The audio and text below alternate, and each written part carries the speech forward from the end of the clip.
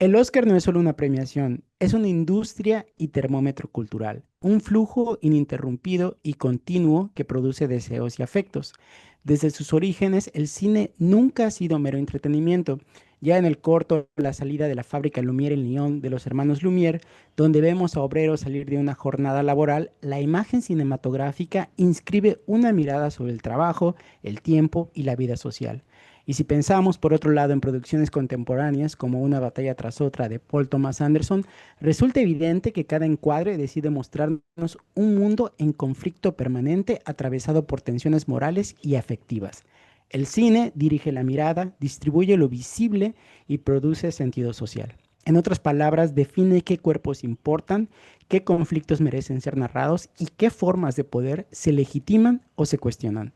Por eso en este episodio repasaremos las nominaciones del Oscar 2026 y las películas vistas con ojo crítico, pero también intentaremos dilucidar qué ideas están siendo planteadas y reconocidas, qué intereses atraviesan la gala, los patrocinios y los discursos, muchas veces cuidadosamente calculados, de quienes suben al escenario y, por supuesto, si ese espacio es también un campo legítimo para la toma de posición política, porque en el cine el montaje organiza el mundo, desde ahí abrimos la discusión. Bienvenidos a Detectives de lo Yay. Invisible, bienvenida Bienvenida. Rox, bienvenidos todos y todes.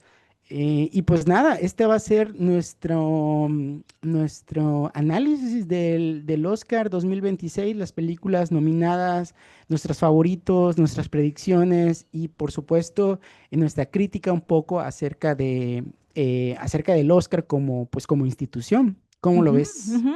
Sí, bienvenidos al episodio 13, Javi. Muchas gracias por presentarme. Y antes de entrar a esto, queremos agradecer y mandarle un saludo y un cariño a Jamie Evelyn Kawich Media y a Israel Ventura Ojeda, que son los últimos suscriptores que tenemos en este canal. Estos episodios los hacemos precisamente para ustedes. Muchísimas gracias por darnos de su tiempo para esto. Sí, Sí. y aprovechando el Ujú. comercial, de nuevo yo también voy a hacer una invitación a todos aquellos que nos escuchan de manera asidua o por primera vez a que se suscriban al canal, le den like, compartan, porque pues es fundamental para la permanencia de este espacio, que es su espacio y que la verdad hacemos con un chingo de ganas, de cariño y pues con muchas ganas, la verdad. Nos encanta hablar de esto, hablar de cine, hablar de otras cosas que nos apasionan. Entonces, sí, compartan. Sí, recordarles que también ya estamos por Spotify para los que prefieren escucharnos únicamente en audio. Y bueno, Sí. comencemos con esto porque vamos a hablar de las películas y si tú eres seguidor de nuestro canal sabrás que a Javi y a mí nos apasiona el arte, pero que sin duda el cine es nuestra forma de arte favorita y que somos unos clavados, entonces bueno, habrá clavadas también y spoilers les advertimos también desde aquí. Pero primero comencemos con lo primero. Vamos a hablar ahorita del origen del Oscar.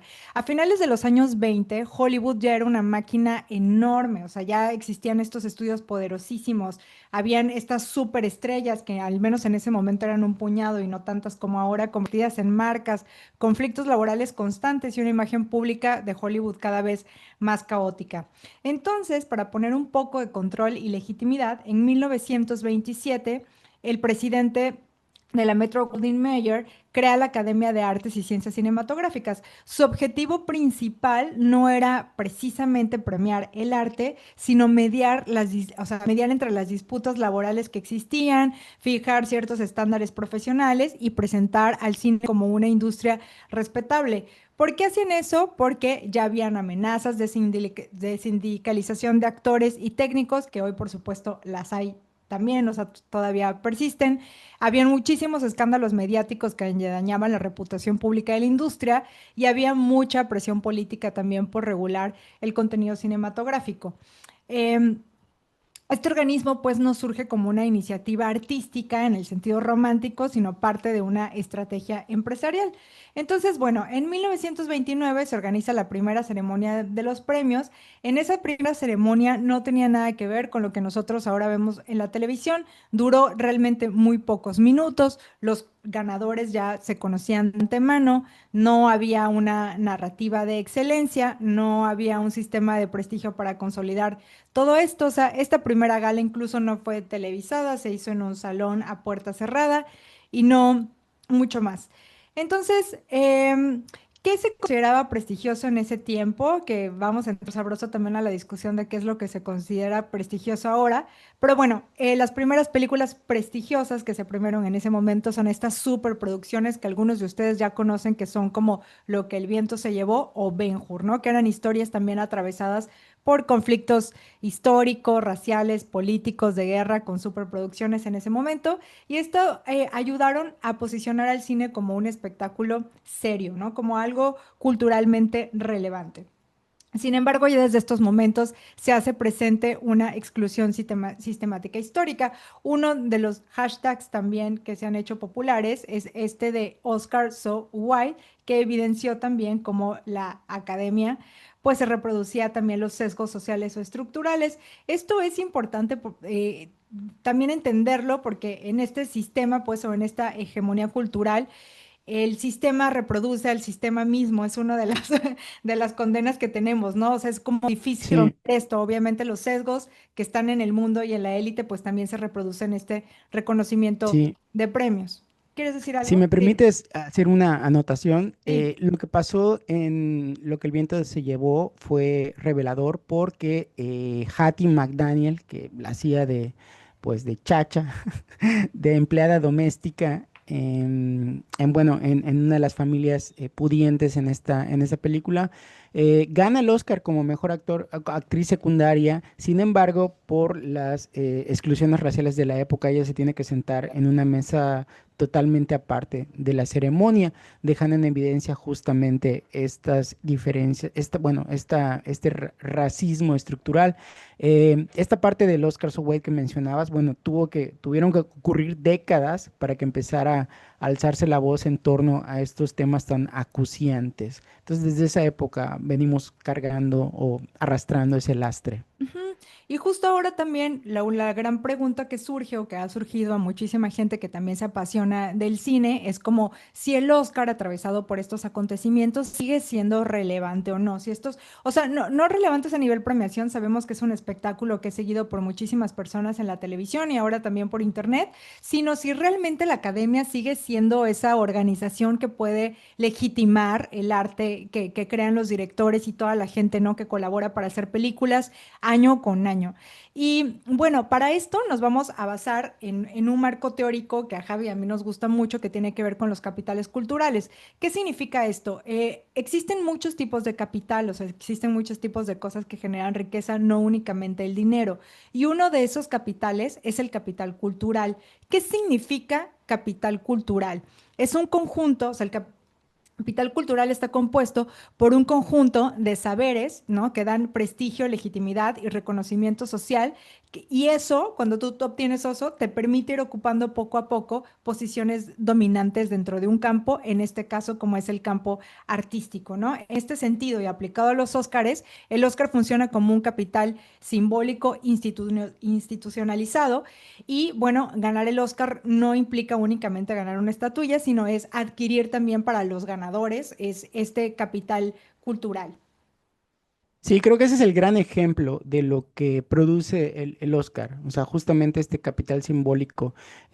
Uno de los ejemplos más palpables, digamos, fue la película de Parasite, dirigida por Bong Joon-ho, que luego de ganar el Oscar, bueno, se convirtió como en este boom de las películas surcoreanas y de repente ya Surcorea era sinónimo de prestigio cultural. O sea, no solamente Bong Joon-ho se volvió como que alguien lleno de este prestigio, sino que por antonomasia casi todas las películas, ¿no? O al menos había que revisar esas películas, ¿no? Porque ya había como un halo que flotaba en torno a ellas. Lo mismo pasó en la década, principios de los 2000 con Ciudad de Dios de Brasil. Exacto, sí. Brasil no existía en el mapa del Ujú, Oscar. O sea, a ujú. pesar de que ya hay cine muy bueno en Sí. este país, pero no fue sino hasta que Fernando Meireles llegó con Ciudad de Dios que existió como esta eclosión y fue este gran escaparate, esta gran ventana para que Brasil se diera a conocer en el mundo como también una potencia cinematográfica. Pero bueno, fue gracias al Oscar, que en ese sentido, pues puede ser bueno, pero también puede tener connotaciones negativas, ¿no? Como ya veremos más adelante. Así es. Entonces, aquí también como retomando esta teoría de los capitales que también nos decía Javi, en ese sentido también el Oscar funciona como un instrumento de hegemonía cultural estadounidense.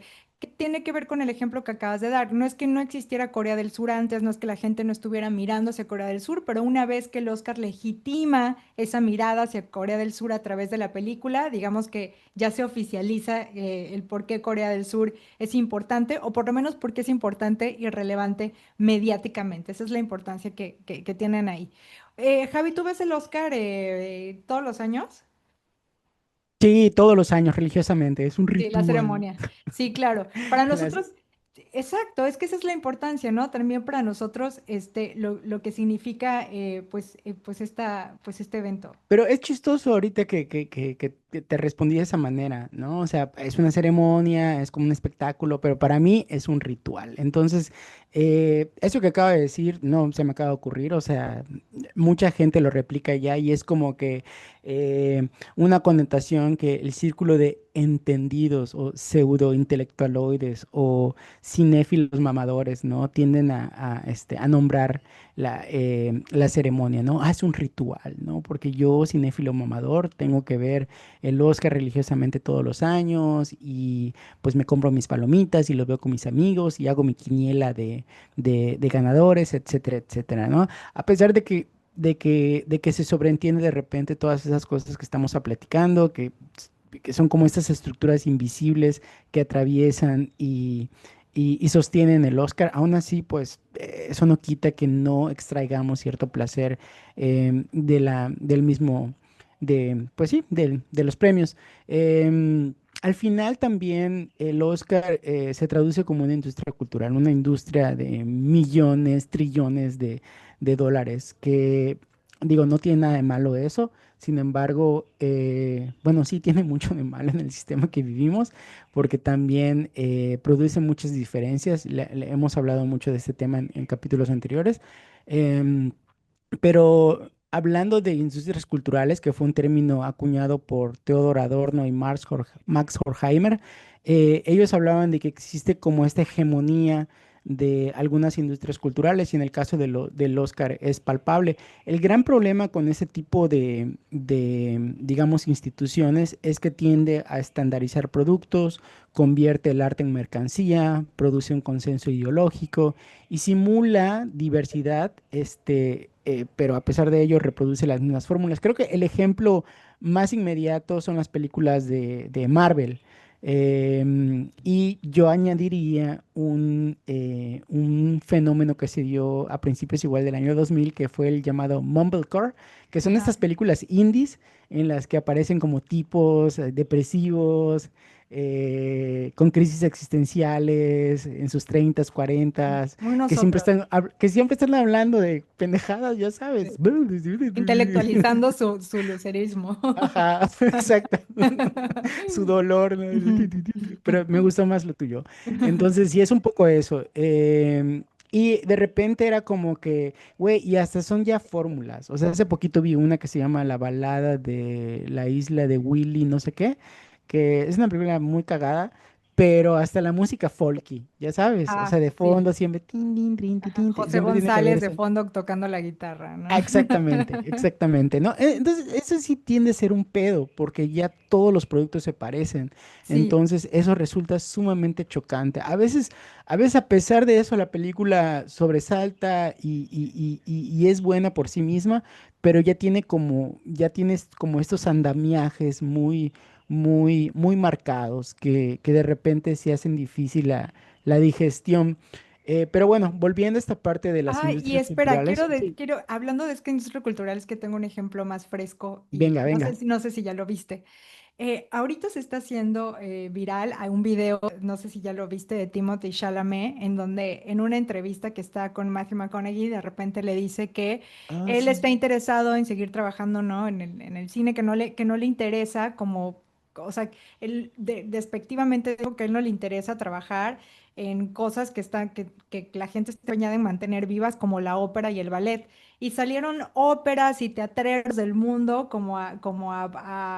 pues no a reclamar, pero sí para reivindicar sus espacios de trabajo. Entonces, él había dicho en una entrega pasada, ya no me acuerdo qué premio fue el que ganó, pero él decía que quería, o sea, que quería estar con los grandes, que él quería formar parte de los grandes.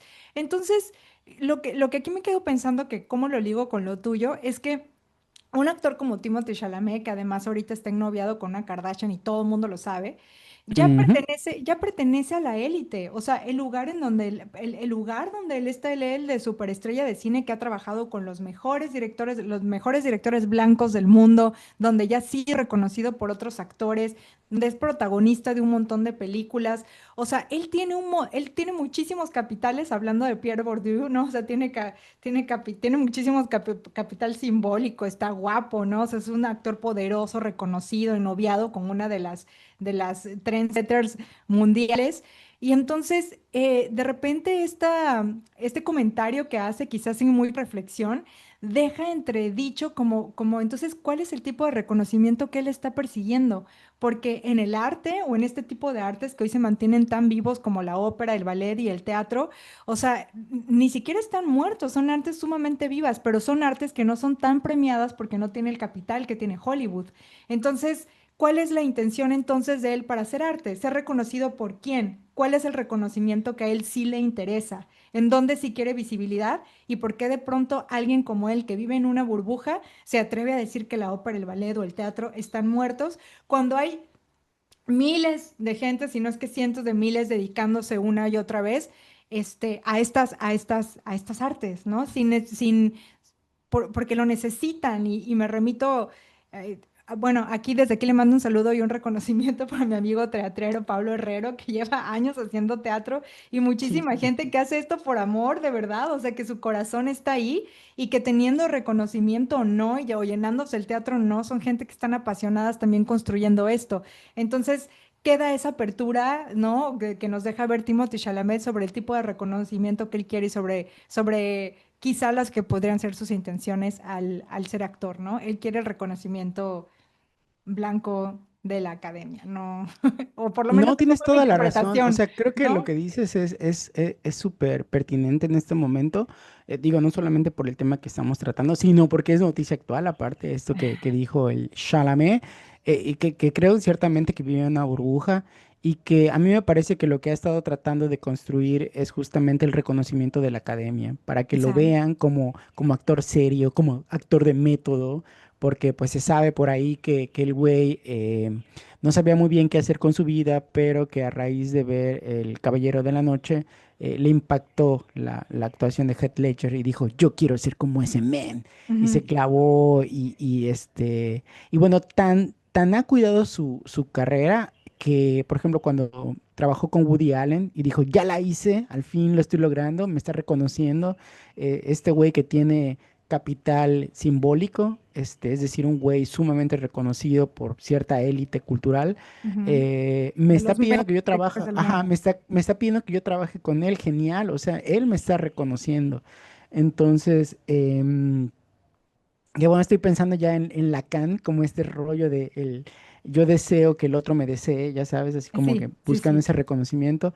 em, y el problema fue que en ese momento cayó el Me Too e hicieron pedazos, al A menos de Woody Allen. manera momentánea, el prestigio que tenía Woody Allen. Entonces lo Así que es. él hizo fue así como que, oh, motherfucker, está peligrando esto. Entonces lo que él hizo en un intento por rescatar ese Su capital que se le está reputación, ajá, yendo, ajá. sí, que se le está yendo de las manos, que el dinero que él ganó por la película lo donó a causas, pues aparentemente benéficas, y que después Woody Allen atacaría este gesto diciendo que se estaba sirviendo precisamente de este escándalo para enaltecer, ¿no? Su Como capital este. cultural y su Sí, no, pero capital está genial todo esto, porque sí. estamos viendo cómo los flujos de este tipo de capitales empiezan a moverse, empiezan a desplazarse, empiezan a intercambiarse, y al final de eso se trata, es un juego, es un juego. O sea, y que la verdad, si les interesa el tema, digo, ya más a fondo, clávense en las teorías de Bourdieu,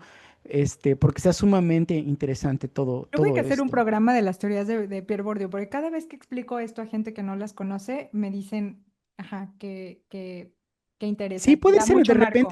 Sí, no, y luego puede ser así como un poquito medio complicado, sobre todo si no tienes ningún tipo de antecedente, o sea, Claro. es perfectamente válido.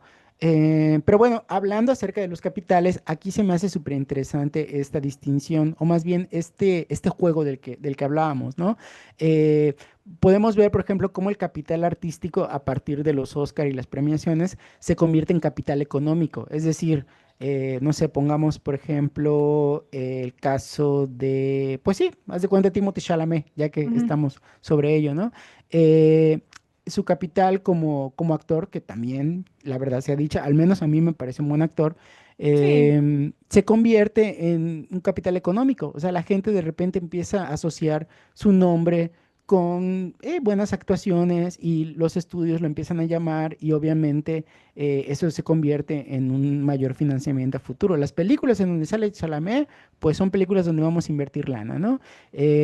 También pasó, por ejemplo, con Stranger Things, en el que los hermanos Duffer al principio no tenían ningún tipo de financiación, pero como fue un éxito, pasaron de esta primera temporada donde los capítulos costaban, creo que $5 millones, a las últimas donde ya costaban casi Una 30, 35 millones tiradera de cada dinero. capítulo, ¿no? Sí, sí. Sí, exactamente. Entonces, bueno, ya que tengo mi capital económico, tengo mi capital simbólico, que es como este prestigio, y se traduce en el futuro mayor financiamiento igual, ¿no? Ujú. Y finalmente, pues podemos verlo como una macroescala, un poco lo que hemos estado diciendo también acerca de lo que sucede en los países, ¿no? Puede convertirse en una especie de capital global, capital nacional, como en el caso de las películas brasileñas o en el caso de las películas suecas, por ejemplo, que hasta no hace mucho eran como que, ¿dónde chingados está Suecia? En algún lugar de Europa. Y también últimamente, a raíz de los lamentables conflictos en Medio Oriente,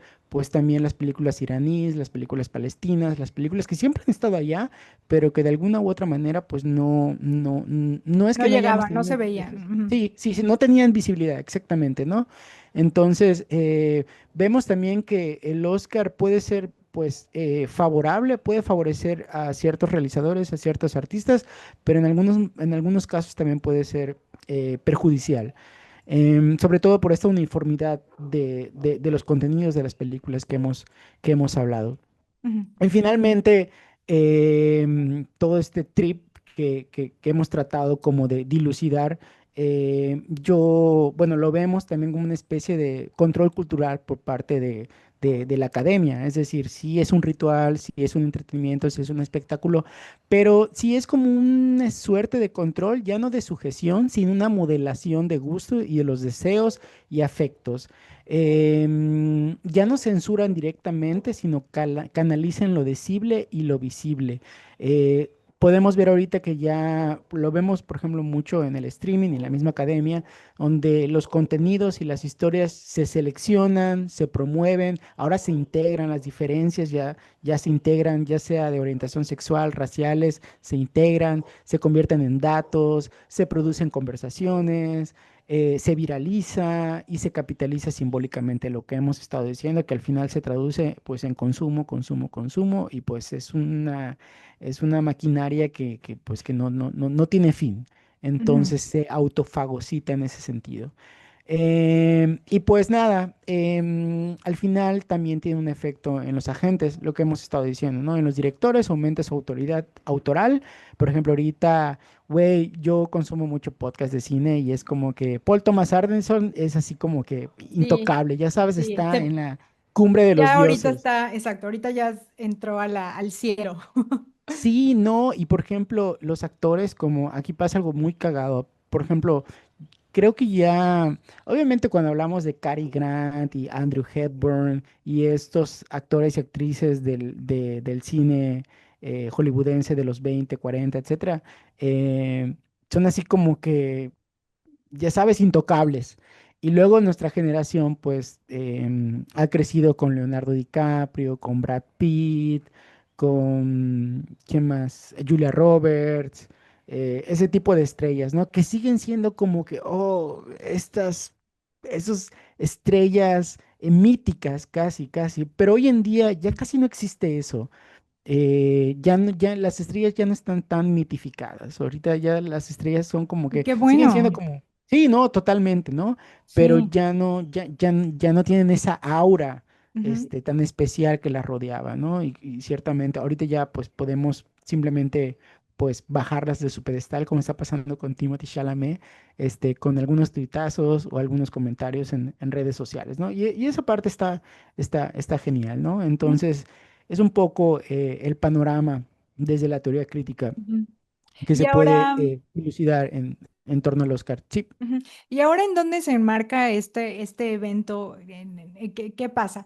Hay una temporada de premios, o así es nombrada, pues la temporada de premios que culmina también con el Oscar. Entonces, durante esta temporada de premios es en donde comenzamos a ver este desfile de estrellas con sus megavestidos y los hombres en sus tuxedos llegando a diferentes teatros. Y primero ocurren los Golden Globes, que estos ya se celebraron. Después va la entrega de los críticos en el Critics' Choice Awards y luego, inmediatamente antes del Oscar, ocurren los BAFTA y luego ya se concluye con la gala principal que se lleva a cabo en el Dolby Theater de Hollywood en Los Ángeles, California, pues la entrega de los Oscar. ¿Cuándo va a ocurrir esta entrega? En una semana, por eso muy a tiempo sacamos este programa en una semana, el 15 Yeah, de baby. marzo es la promoción. Yo estoy muy, ¿cómo se dice? O sea, estoy como emocionada y a la expectativa que Conan O'Brien va a ser también el nuevo host. Sí. Ya había Veremos. sido. Ajá, exacto, repite, lo hizo muy bien. A ver qué chistes pone. Espero que ponga el dedo en la llaga. Tú sabes que a mí sí me gusta eso porque soy una bélica. Es que ve, ahí va también el dato, Ajá, que pues metieron a Conan O'Brien porque es un güey apolítico. O sea, el güey no se va a meter en pedos.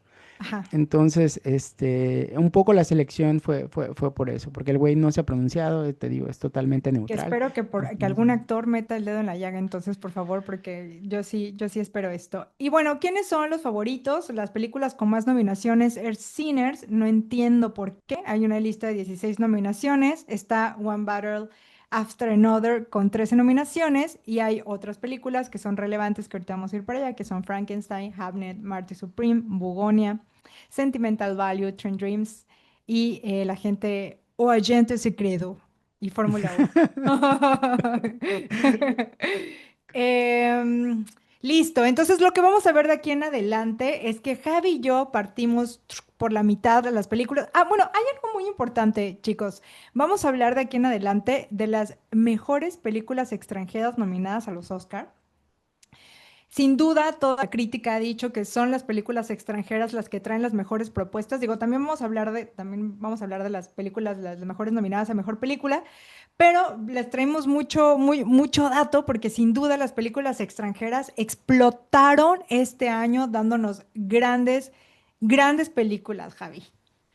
sí, no, totalmente. Y también hacer la aclaración que van a haber algunos spoilers. No vamos a destripar las películas, creo yo. Y también la idea es hablar justo solamente de las películas, porque obviamente hay un buen de categorías, pero no vamos a entrar en ellas, no solamente por cuestiones de tiempo, sino porque además creemos que al hablar de las películas, o sea, mejor película y mejor película extranjera, pues esto contiene toda la constelación de gente que trabaja en ellas, entonces, pues por demás se premia a todos en su conjunto.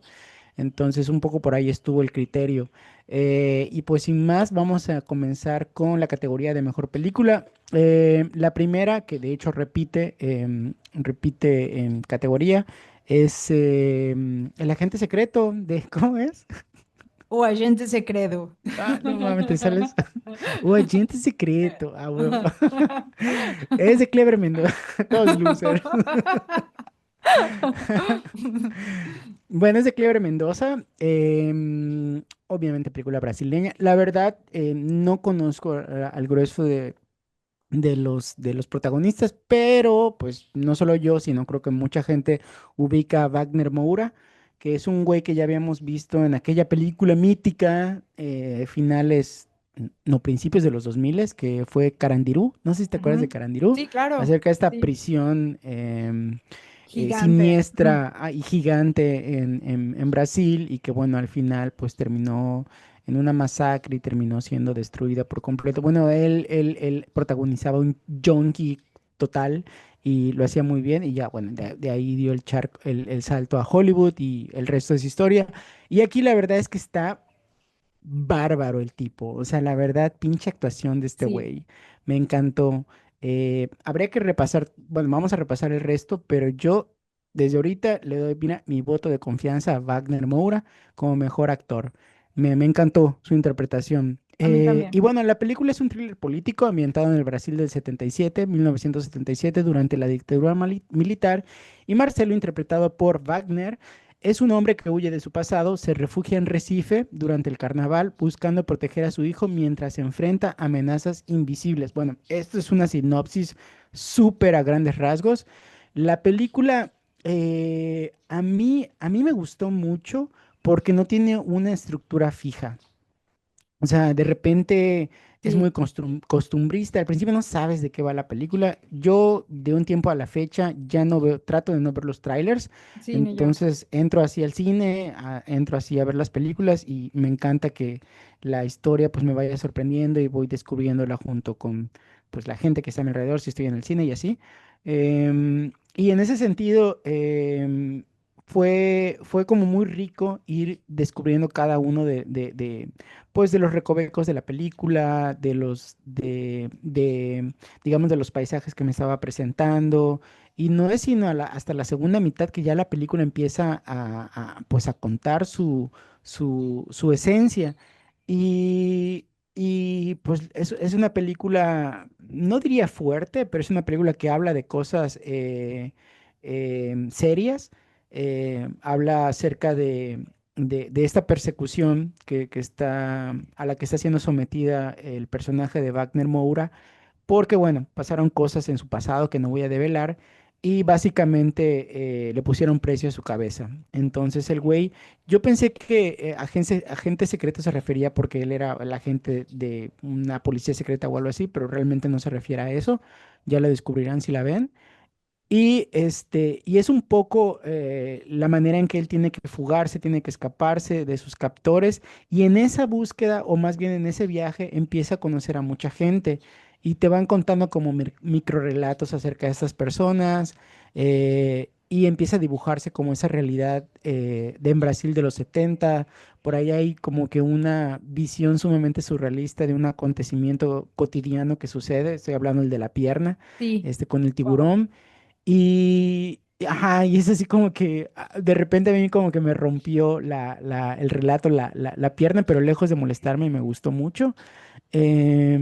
Y también hay una parte, porque digamos que la película está contada como en dos tiempos. Una es todo este trip de los setentas, pero lo chingón es que también hay unos personajes interpretados por dos chicas que están accediendo a esa historia a través pues unos recursos, ¿cómo se llama? Bueno, uno de los personajes tiene que transcribir esos audios de Wagner Moura que estaba como relatando su historia de vida.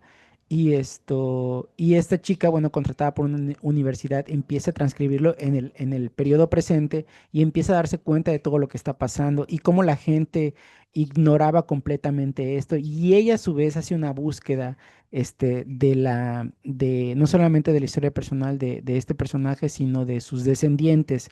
Y bueno, y a partir de ahí la película desemboca en algo muy bonito que me encantó a pesar de ese final agridulce. Y pues nada, o sea, a mí me encantó la película. A mí O igual. sea, me gustaría que gane algo porque sí son necesarias estas historias que, pues después de todo este repaso que hicimos acerca de los mecanismos con los que opera la academia, pues sí está padre, ¿no? Que se reconozca esta manera de contar Ujú. historias que se salen del canon. Sí. Entonces, bueno, entiendo que tú también la viste. Sí, sí, sí, y a mí me encantó. Digo, no quiero añadir mucho más porque nos quedan muchas películas por delante, pero véanla. O sea, creo que es una película relevante, es una película que tiene también una narrativa, muy única también. Creo que nos da grandes regalos para mostrarnos de qué se trata hacer cine, ¿no? O sea, desde muchas maneras de contar de cómo se puede hacer cine. Y nada, o sea, a mí me pareció una de las grandes películas del año, Javi. Sí, sí, sí. Este director tiene una película que también fue muy, muy celebrada en su época que se llama, bueno, la película es del 2019 que se llama Bacurau. Ujú. Yo la llegué a ver, no recordaba que era del mismo director. Está buena, entonces el güey ya tiene Órale, antecedentes que, que le que lo sabe. respaldan. Ujú, sí, sí, sí, sí. Y O Agente Secreto es una gran elección. Véanla, Ok, véanla. muy Sí. bien. Y está en el cine, en este momento está en el Está en cine. el cine, sí. Entonces, ojalá y la puedan ver en Y pantalla ahora grande. viene mi participación en las antípodas de lo que hace el agente secreto, que es precisamente ir a rescatar la memoria a través de un hecho histórico y hacer una reconstrucción de los valores. Está Sinners, titulada Pecadores en Hispanoamérica, Los Pecadores en España, y es una película de terror gótico sobrenatural estadounidense. Está escrita y producida por Ryan Coogler y está ambientada en 1932 en el delta del Mississippi. La película está protagonizada por Michael B. Jordan, que está nominado a Mejor Actor. En un papel dual, él interpreta a unos hermanos gemelos criminales que regresan a su ciudad natal durante la era de las leyes de Jim Crow. Y ahí se enfrentan a un mal sobrenatural. Voy a dar contexto. Las leyes de Jim Crow fueron unas leyes estatales y locales en los Estados Unidos promulgadas a finales del siglo XIX por las legislaturas sureñas. Lo que propugnaban estas leyes era nada más y nada menos que la segregación racial bajo el lema separados pero iguales y se aplicaba a los afroestadounidenses y a otros grupos étnicos no blancos. En realidad, a lo que llevó estas leyes en la realidad es que estos grupos segregados pues tuvieran, o sea, más bien no tuvieran acceso a ventajas económicas, educativas y sociales, o sea, a lo que ellos tenían acceso debido a la segregación, pues era infinitamente menor que aquellos que se aseguraban como blancos estadounidenses. Y todo esto es el telón de fondo de la historia que nos va a contar el director. Desde el inicio entendemos pues que en el pueblo funciona bajo una lógica moral rígida también, profundamente atravesada por el racismo, el cristianismo evangélico y la memoria de linchamientos pasados. Los hermanos gemelos pues regresan a este pueblo después de andar mafioseando en Chicago e intentan abrir un negocio. El negocio además es bien interesante porque el negocio que intentan abrir y que de hecho abren es un espacio de música en donde ellos querían juntar a la comunidad negra, ¿no? Como un gesto de autonomía y de reparación en esta vuelta al pueblo que ellos hacen, pero el ambiente del pueblo no se los permite, o sea, está muy cargado, o sea, precisamente por este racismo, ¿no? El sheriff, el pastor, o sea, y toda la gente guardiana del orden de este pequeño pueblo ven en el regreso de estos hermanos una amenaza. Entonces, bueno, ahora aquí va mi análisis personal. Lo único que respeto precisamente de Sinners es su contexto, ¿no? O sea, en un mundo de verdad en donde la ultraderecha avanza sin pudor y el fascismo se maquilla de orden moral, volver al sur segregacionista estadounidense es un gesto político para mí necesario. Ryan Coogler quiere recordarnos pues que el pecado estructural no ha sido redimido y eso para mí está bastante bien, también está muy bien la música. Creo que es un regalo mismo del género, ¿no? Ya que es música negra, que tiene memoria, que tiene raíz, que tiene alma. Y cada momento musical, en verdad, tiene muchísimo más verdad que muchos diálogos de la película, pero el resto de la historia para mí no termina de arder, no se incendia. Y creo que esto lo había platicado contigo, Javi, pero hace poco escuché al director, a Oliver Lash, el director de Sirat. Bueno, a ver, no lo voy a citar literalmente, pero esta es la idea. Decir que es muy peligroso para un cineasta joven que su primera película sea con un gran estudio, porque la visión del director puede ser cooptada por los intereses comerciales de la producción. Y no pude dejar de evitar eso cuando vi esto, o sea, porque pienso que esto fue lo que le pasó al director. La película quiere hablar precisamente de temas de redención, de violencia racial, de culpa histórica, que son súper relevantes, pero desde mi punto de vista lo hace desde una sintaxis industrial demasiado visible. O sea, todo está calibrado, todo está automatizado, ¿no? El arco de redención de los hermanos, los antagonistas malvados, el sacrificio redentor, o sea, lo sobrenatural como en una metáfora explicativa, pero que no termina de perturbar. Para mí esta película no tiene un riesgo formal, o sea, no está esa sensación de que la película podría romperse en cualquier momento, como pasa en estas extranjeras que acabamos de mencionar, y entonces no corre el riesgo. Y Kogler, también vi una entrevista del director de la película, ha dicho que es muy fan de Robert Rodríguez, ¿no? Que hay una referencia también como de este cineasta, ¿no? Pero si pensamos en la audacia que tuvo Robert Rodríguez, por ejemplo, cuando hizo Del crepúsculo al amanecer, o sea, esa locura tonal, el giro salvaje, aquí no hay ni 5 gramos de esa irreverencia y esta es una película millonaria. O sea, yo la siento como un cine muy chat GTP. ¿A qué me refiero? Tiene un checklist Uy, completo de todo lo que tiene que tener una película para ser premiada, ¿no? Con la Academia Blanca, pero sin una fricción real dentro de esos elementos, entonces no hay capas nuevas. Entonces, bueno, aquí la pregunta es si esta película que intenta criticar al sistema, o sea, realmente lo está criticando o es una película perfectamente funcional dentro de este sistema que la produce. No olvidemos, pues, que este director también viene a dirigir películas de Marvel, ha hecho este Black Panther, ¿no? Él ha dirigido dos de Black Panther y se le nota, ¿no? O sea, se le nota que viene de esas producciones porque sabe cómo se hace una película con presupuestos millonarios, pero lo que no sabe, como ocurre también en el cine de Marvel, perdóname todos los fans de Marvel, es que no incendia mi alma, por lo menos la mía no. Y si queremos mencionar o queremos ver películas que hablan precisamente como de esta época o de las consecuencias históricas del racismo, se me ocurren muchas otras, como pueden ser el infiltrado del Ku Klux Klan, que a mí me gustó mucho esa, o incluso hasta Django de Tarantino me parece una mejor historia, muchísimo más memorable para poder hablar y criticar esto. Y esta es mi participación. Por mí se la pueden saltar, la verdad. O sea, no, yo. uy, no, yo digo que sí la vean, ¿cómo crees? Ok, No, ok. sí hay que Bueno, verla, hay Javi, que ahí está. verla. Sí, sí, sí. Lo que dices de Django está padre porque creo que formalmente se parecen mucho. O sea, porque Ujú, Django es como este western, pero subvierte muchas de las fórmulas que tiene el género. ujú, Y lo mismo siento que pasa con Sinners. No hablando como de una película en términos de crítica al racismo estructural, sistémico, bla, bla, bla. No tanto por eso, sino porque hablando como de cine fantástico y de terror, o sea, ajá. creo que se me hace padre los códigos que utiliza.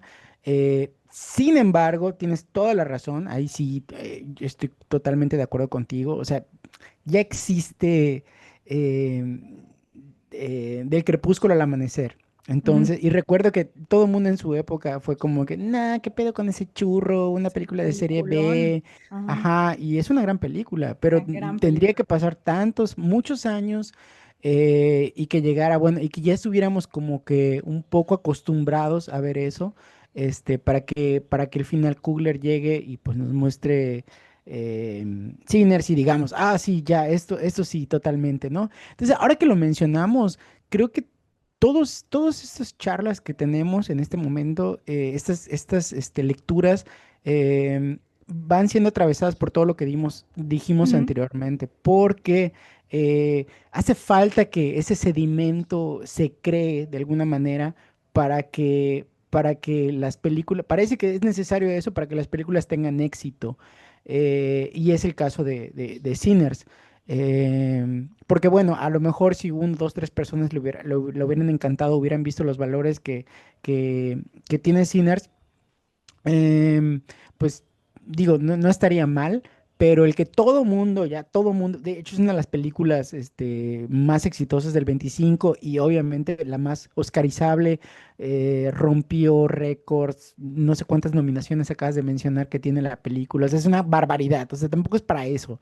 O sea, a mí me gustó la Ah. película, em, pero creo que es too much. Sin embargo, a mí me sigue gustando, la película me gustó mucho. La parte esta de la música en la que se da ese sincretismo entre las culturas La musicales, música es lo mejor de la una película, sí puta tengo que locura. decirlo No, después. y aparte este trip de ellos con su música, blues, Delta Blues, rock and roll, Pero etcétera. Y luego los vampiros irlandeses, o sea, pero si me lo permites decirlo, o sea, siento que incluso que la música, que es de las cosas más increíbles de la película, ni siquiera es un aporte de la película, sino es un aporte mismo del género. género, porque el género tiene alma, me explico, o sea, de dónde surge esta música negra, o sea, del dolor de esta gente que fue esclavizada y luego además segregada. Pero bueno, para eso estamos aquí, Sí, de eso se trata también Detectives de lo Invisible. Javi y yo no siempre estamos de acuerdo, nos corregimos a golpes, eso sí no lo hacemos a cámara, pero bueno, ya después hablaremos de esto, Javito y yo. sí, lo Ojalá que y lo sí es que si arreglaremos quieren ver con... una buena película que habla acerca de estos temas de crítica al racismo sistémico, pues precisamente Coogler, la primera película va de eso, que es Estación Fruitvale, con de hecho un jovencísimo y no tan famoso, ¿cómo se llama este güey? Em, sí, sí, sí, Michael B. Jordan. Entonces Ajá, está basado en una historia real, ok. está buenísima, está buenísima. Entonces ahí Ok, dejo ya, el o sea, dato. ok, ya nos quedó claro que esto Sí, es de no, es que el terror. güey tiene la película, ya sabes, pero lo que dices tiene sentido, o sea, y es lo que pasó, ya hablaremos de eso, pero le ha pasado a muchos creadores, o sea, que comienzan con una propuesta original y de repente se van pervirtiendo un poco, o sea, bueno, no pervirtiendo, simplemente cambian, ¿no? Pasa un poco con la que hablaremos Chloe Zhao, pero bueno, más adelante. Pero demos turno a otra película que es Bugonia, de Yorgos Lanthimos.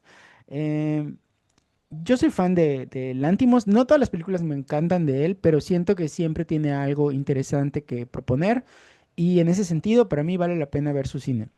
No, a mí también, ¿eh? Sí, sí, sí, Suscribo, sí. suscribo. A mí me parece que es uno de los directores más interesantes que hay para ver. Sí, no, y aparte, pues digo, la película está marcada en este género hermoso que es la ciencia ficción. Entonces ya de entrada me cautivó. Casi todas sus películas son de ciencia ficción, ¿no? Lo cual es una gozada, una barbaridad. Está interpretada por Jesse Plemons, también mi gallo, y Emma Stone, que también se ha vuelto como, hablando de capitales culturales, bueno, pues ella tiene así como, mira, se le sale, lo desborda. Y la película es una comedia negra que sigue a dos jóvenes conspiranoicos que secuestran a la poderosa directora ejecutiva de una gran empresa interpretada por Emma Stone, convencidos de que es un alienígena que pretende destruir la Tierra.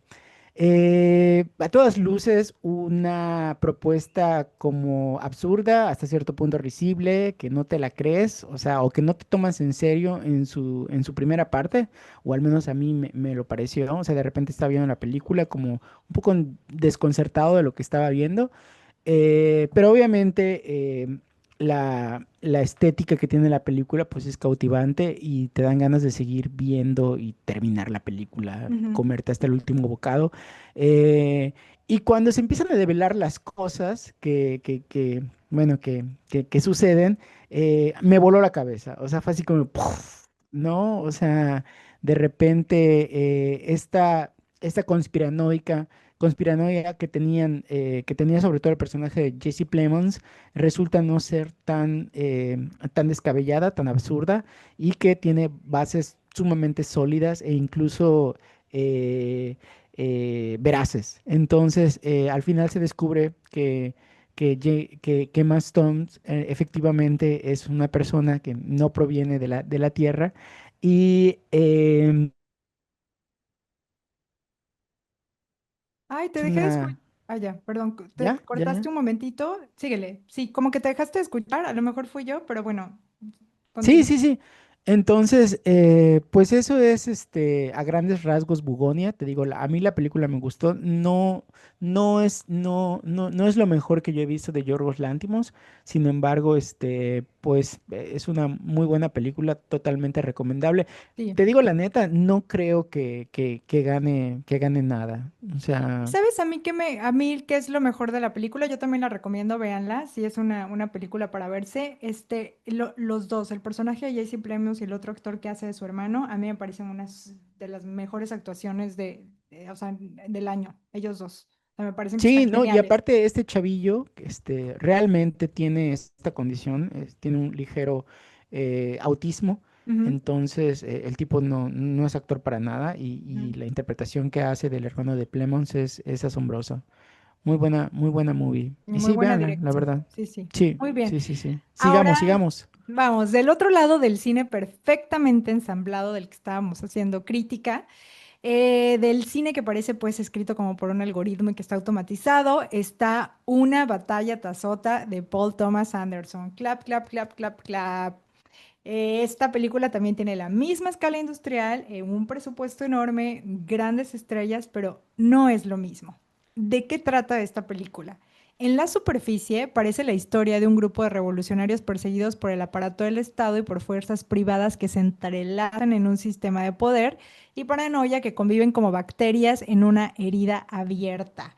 Pero en realidad, para mí, esta película que está en movimiento constante, o sea, porque la película además como que se mueve, autos que se persiguen, cuerpos que huyen, llamadas interceptadas, o sea, o sea, las traiciones a medianoche, llamadas, incluso la...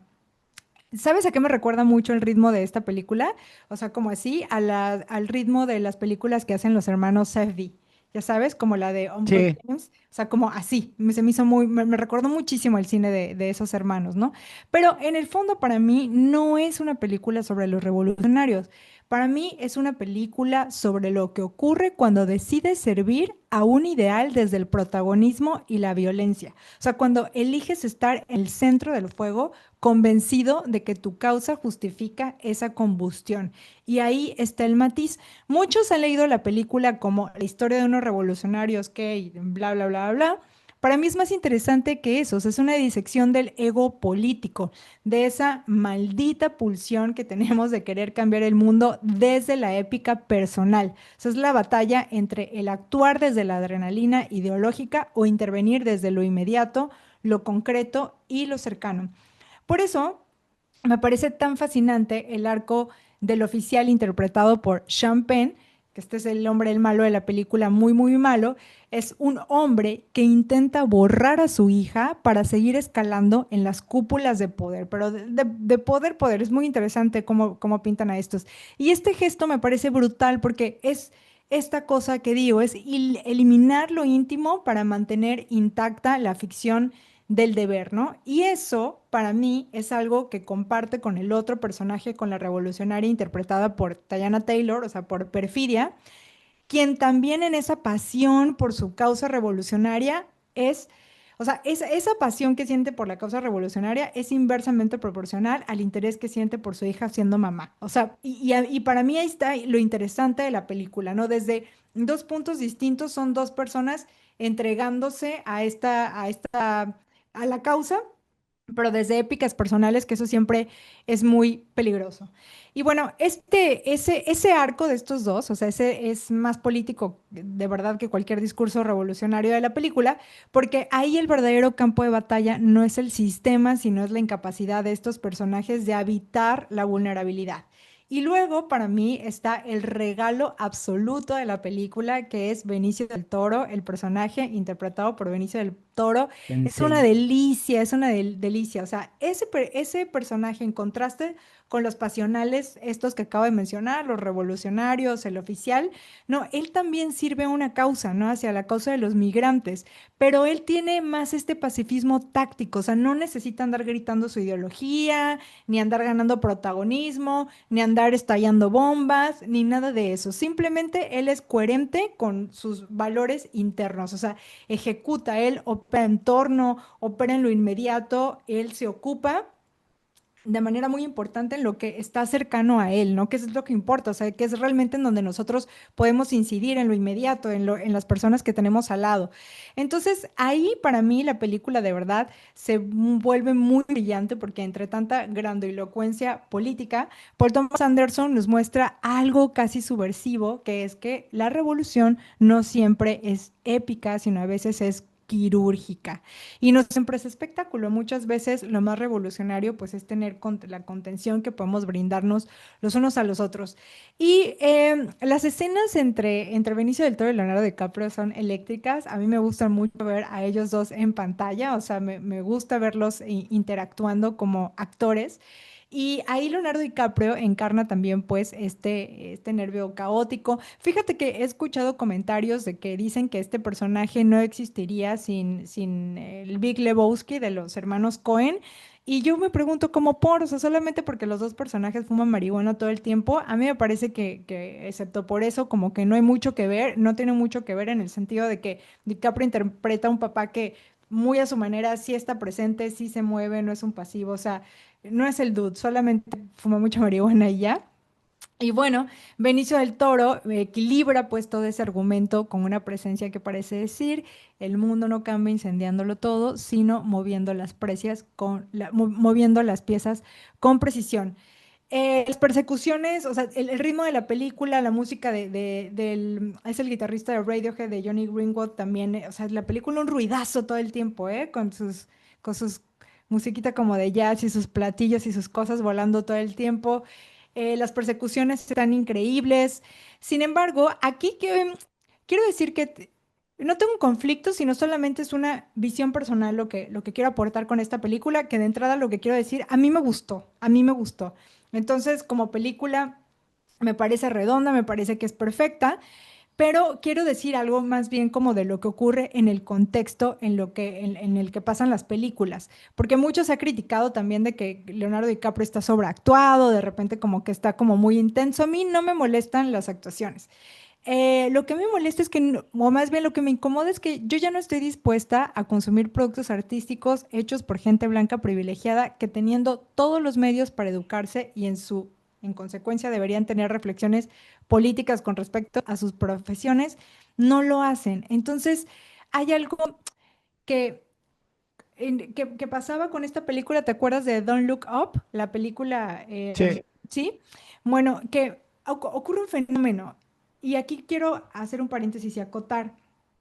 Este Steve Bannon, que es el que le maneja toda la comunicación a Trump, ha dicho que una de sus estrategias es que se hable de Trump bien o mal, ¿no? O sea, no importa si se habla bien o si se habla mal, el chiste es crear confusión para que la misma gente ya no sepa qué es verdad y qué es mentira. O sea, no importa qué tanto chisme haya. Y entonces en ese ruido tú decidas qué es verdad desde antes. Me explico un poco mejor. O sea, por Ujú. ejemplo, en el supuesto, Javi, de que tú y yo seamos, trumpistas, nunca, pero como ejemplo, somos trumpistas y de repente vemos una noticia mala de Trump y una noticia buena de Trump y una mala de Trump y una buena de Trump, de repente dices, güey, ya es demasiado. Como nosotros desde antes ya habíamos elegido a Trump, en esta estrategia de comunicación política, lo más probable es que ante tanto ruido, digamos, con cada noticia mala, digamos, no, es falso y con cada noticia buena, digamos, es verdad. ¿Se entiende un poco esto, Javi? Como la cosa está. Y Ujú.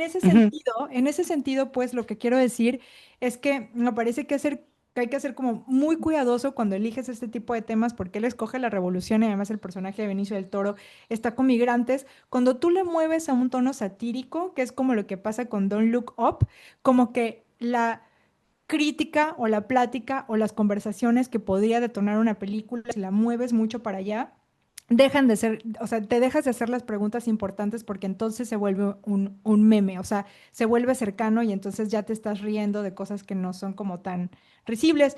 De hecho, la película de Paul Thomas Anderson es pues una comedia, no crean que es un drama o una tragedia, y hay como muchos gaps cómicos también por ahí, y entonces creo que si vas a hablar de este tema, ¿no? Y sobre todo con todo lo que está ocurriendo en Estados Unidos ahorita, que es súper relevante, o sea, hay algo que se llama ICE, que creo que todos los conocemos, que es esta policía de migración en donde están cazando a gente simplemente por cómo se ven, incluso ciudadanos estadounidenses, pero que tienen otro tipo de orígenes y los maltratan horrible.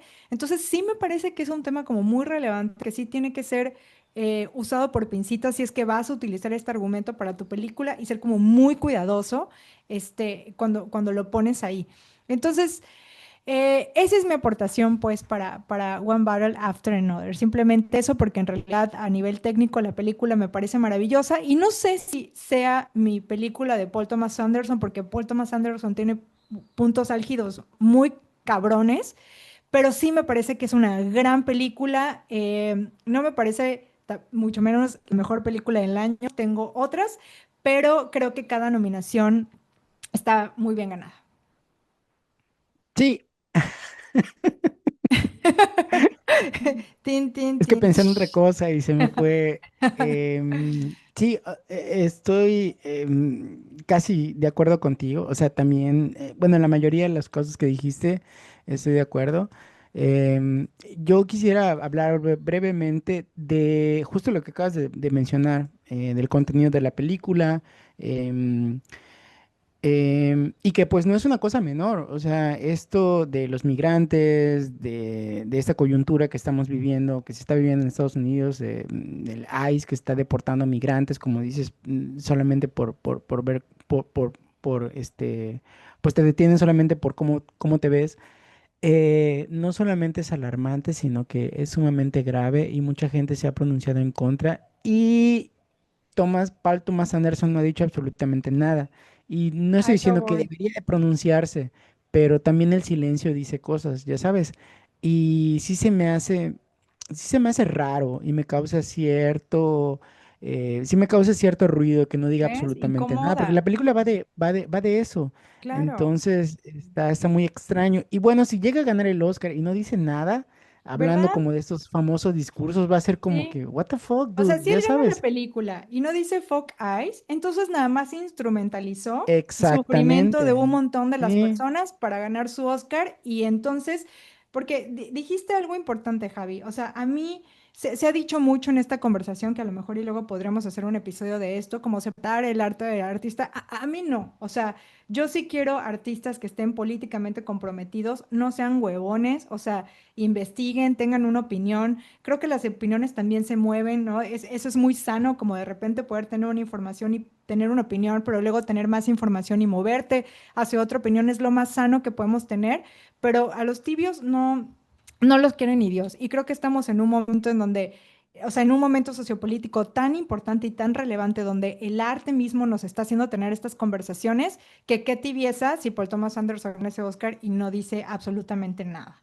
Y sabes qué va a ser lo más triste, que si no dice absolutamente nada, ya sea que gane el Oscar o no, o sea, porque de todos modos ha tenido tiempo para hacer alguna declaración al respecto, ¿Mm? no ha dicho absolutamente nada, que al final pesa más este prestigio del que hemos estado hablando, Exacto. de esta legitimación de la academia y de los entendidos para con su obra, que sus mismos ideales. Entonces, como dices, es una instrumentalización pues de esta revolución que tanto predica al menos en la película y que al final va a terminar convirtiéndose en una suerte desdibujada de Leonardo DiCaprio, porque es un poco lo que le En pasa al otro, personaje. ajá, en un Sí, blanco más. Ajá. sí, o sea, porque él llega como muy entrado con la revolución, estos ideales, pero que al final la misma, o sea, sus circunstancias, la vida, lo van desdibujando y pierde esa fuerza que inicialmente tenía y a lo mejor es un poco lo que le va a pasar a Paul Thomas Anderson. Ojalá y no, Ojalá y ojalá y no. si se pronuncia estaría de huevos, porque la verdad que gusto da cuando gente como Joaquín Trier, por ejemplo, que a pesar de que sus películas, digo, son políticas en su manera, Es que pero Javi, que no acuérdate que lo necesariamente... político es personal y lo personal es político, hermano. Sí, sí, totalmente, Ujú. totalmente. Entonces, ese güey no pierde oportunidad para utilizar la palestra y pronunciarse, porque al final es esta oportunidad donde millones de personas pueden escucharte y tienes segundos preciosos y preciados para poder decir lo que se te hinche. Entonces, si no lo utiliza Paul Thomas Anderson en ese sentido, pues qué desperdicio. Ujú. Pero bueno, Sí, amigo. eh, pasemos a otra película que está pues un poco también en las antípodas, que es F1, Fórmula 1 de Joseph Kosinski. Y bueno, esta película pues está interpretada por Brad Pitt y Javier Bardem, del cual soy fan de Bardem. Tengo una Y pregunta pues para ti antes de que entres a sí, hablar de esa a película. ver, Para ti, ¿quién es más guapo? ¿Brad Pitt o Oliver Lashe? Oliver Lashe. Ok, Oliver Lashe. Es que ahí también el factor juventud entra en sí, juego. ok. Aunque te voy a decir algo también. A mí Brad Pitt se me hace guapo, pero nunca se me ha hecho como que Adonis que todo el mundo ve y es Ujú. casi como la encarnación del dios Apolo, de que, ¿Qué ya sabes, dices? ¿No se te hace? como el ideal de belleza. O sea, yo sí lo veo guapo, claro que está Pero ¿no guapo. recuerdas Joe Black? ¿No? ¿Que conoces a Joe Black? Nada, no te No. O sea, mueve. por ejemplo, yo veo más guapo a Tom Cruise. Es más mi tipo, Tom Cruise. De acuerdo, sí. Sea, Igual a mí me se me quedo hace con la muy stat, guapo. me quedo con Ok, la stat, ¿no? muy Sí, bien. Ya, sí, ya sí, sí. puedes continuar, amigo. Ok, bueno, entonces la película se enmarca en un drama deportivo y cuenta la historia del mítico político Sonny Hayes, interpretado por Brad Pitt, que vuelve de su retiro persuadido para liberar un equipo de Fórmula 1, persuadido por Javier Bardem, en apuros y guiar a su joven promesa, un jovencísimo actor del cual ahorita no recuerdo el nombre, una disculpa, en busca de una nueva oportunidad de éxito. Y bueno, esta es una gringada total, es como la película gabacha por excelencia. eh, Te lo comenté en su momento, o sea, la película abre con una rola de Led Zeppelin. Entonces, ok, sí, Led Zeppelin son ingleses, pero pues ya sabes, así como que esta rola, ¿no? Que marca un poco el tono de la película, que es una película así como más popera. Y no estoy diciendo que sea mala, la película es súper entretenida, o sea, me la pasé a toda madre. Y la película dura sus buenas 2 horas y media. Entonces, es entretenimiento puro de principio a fin. Y la película está llena pues, de esta manida fórmula deportiva, ya sabes, el güey que, bueno, no solamente aplicada al deporte, también puede ser aplicada en otros géneros, pero es el típico güey que está de capa caída, que su momento ya pasó, porque obviamente la cagó en el pasado, pero que en este momento llega alguien y le tiende la mano. eh, y busca esa redención. Entonces, obviamente, vuelve a tomar esa oportunidad para mostrar su valía al mundo y al final, pues obviamente termina consiguiéndolo. Y no solamente eso, sino que además ayuda al muchacho en apuros, ya sabes, esta joven promesa lo saca un poco de la oscuridad y los dos celebran la victoria, pero obviamente no puede celebrar como esta victoria, digamos, ¿cómo decirlo? En su totalidad, sino que elige retirarse secretamente. Ya sabes, todo el mundo está celebrando, pero él dice, no, sabes que ya lo conseguí, pero ahora le doy la espalda y regreso a la oscuridad, ¿no? Entonces, es un poco eso. Y de nuevo, o sea, la película es muy divertida, no, no hay mucho que decir. Por acá tuve algunos apuntes, a ver, déjame ver.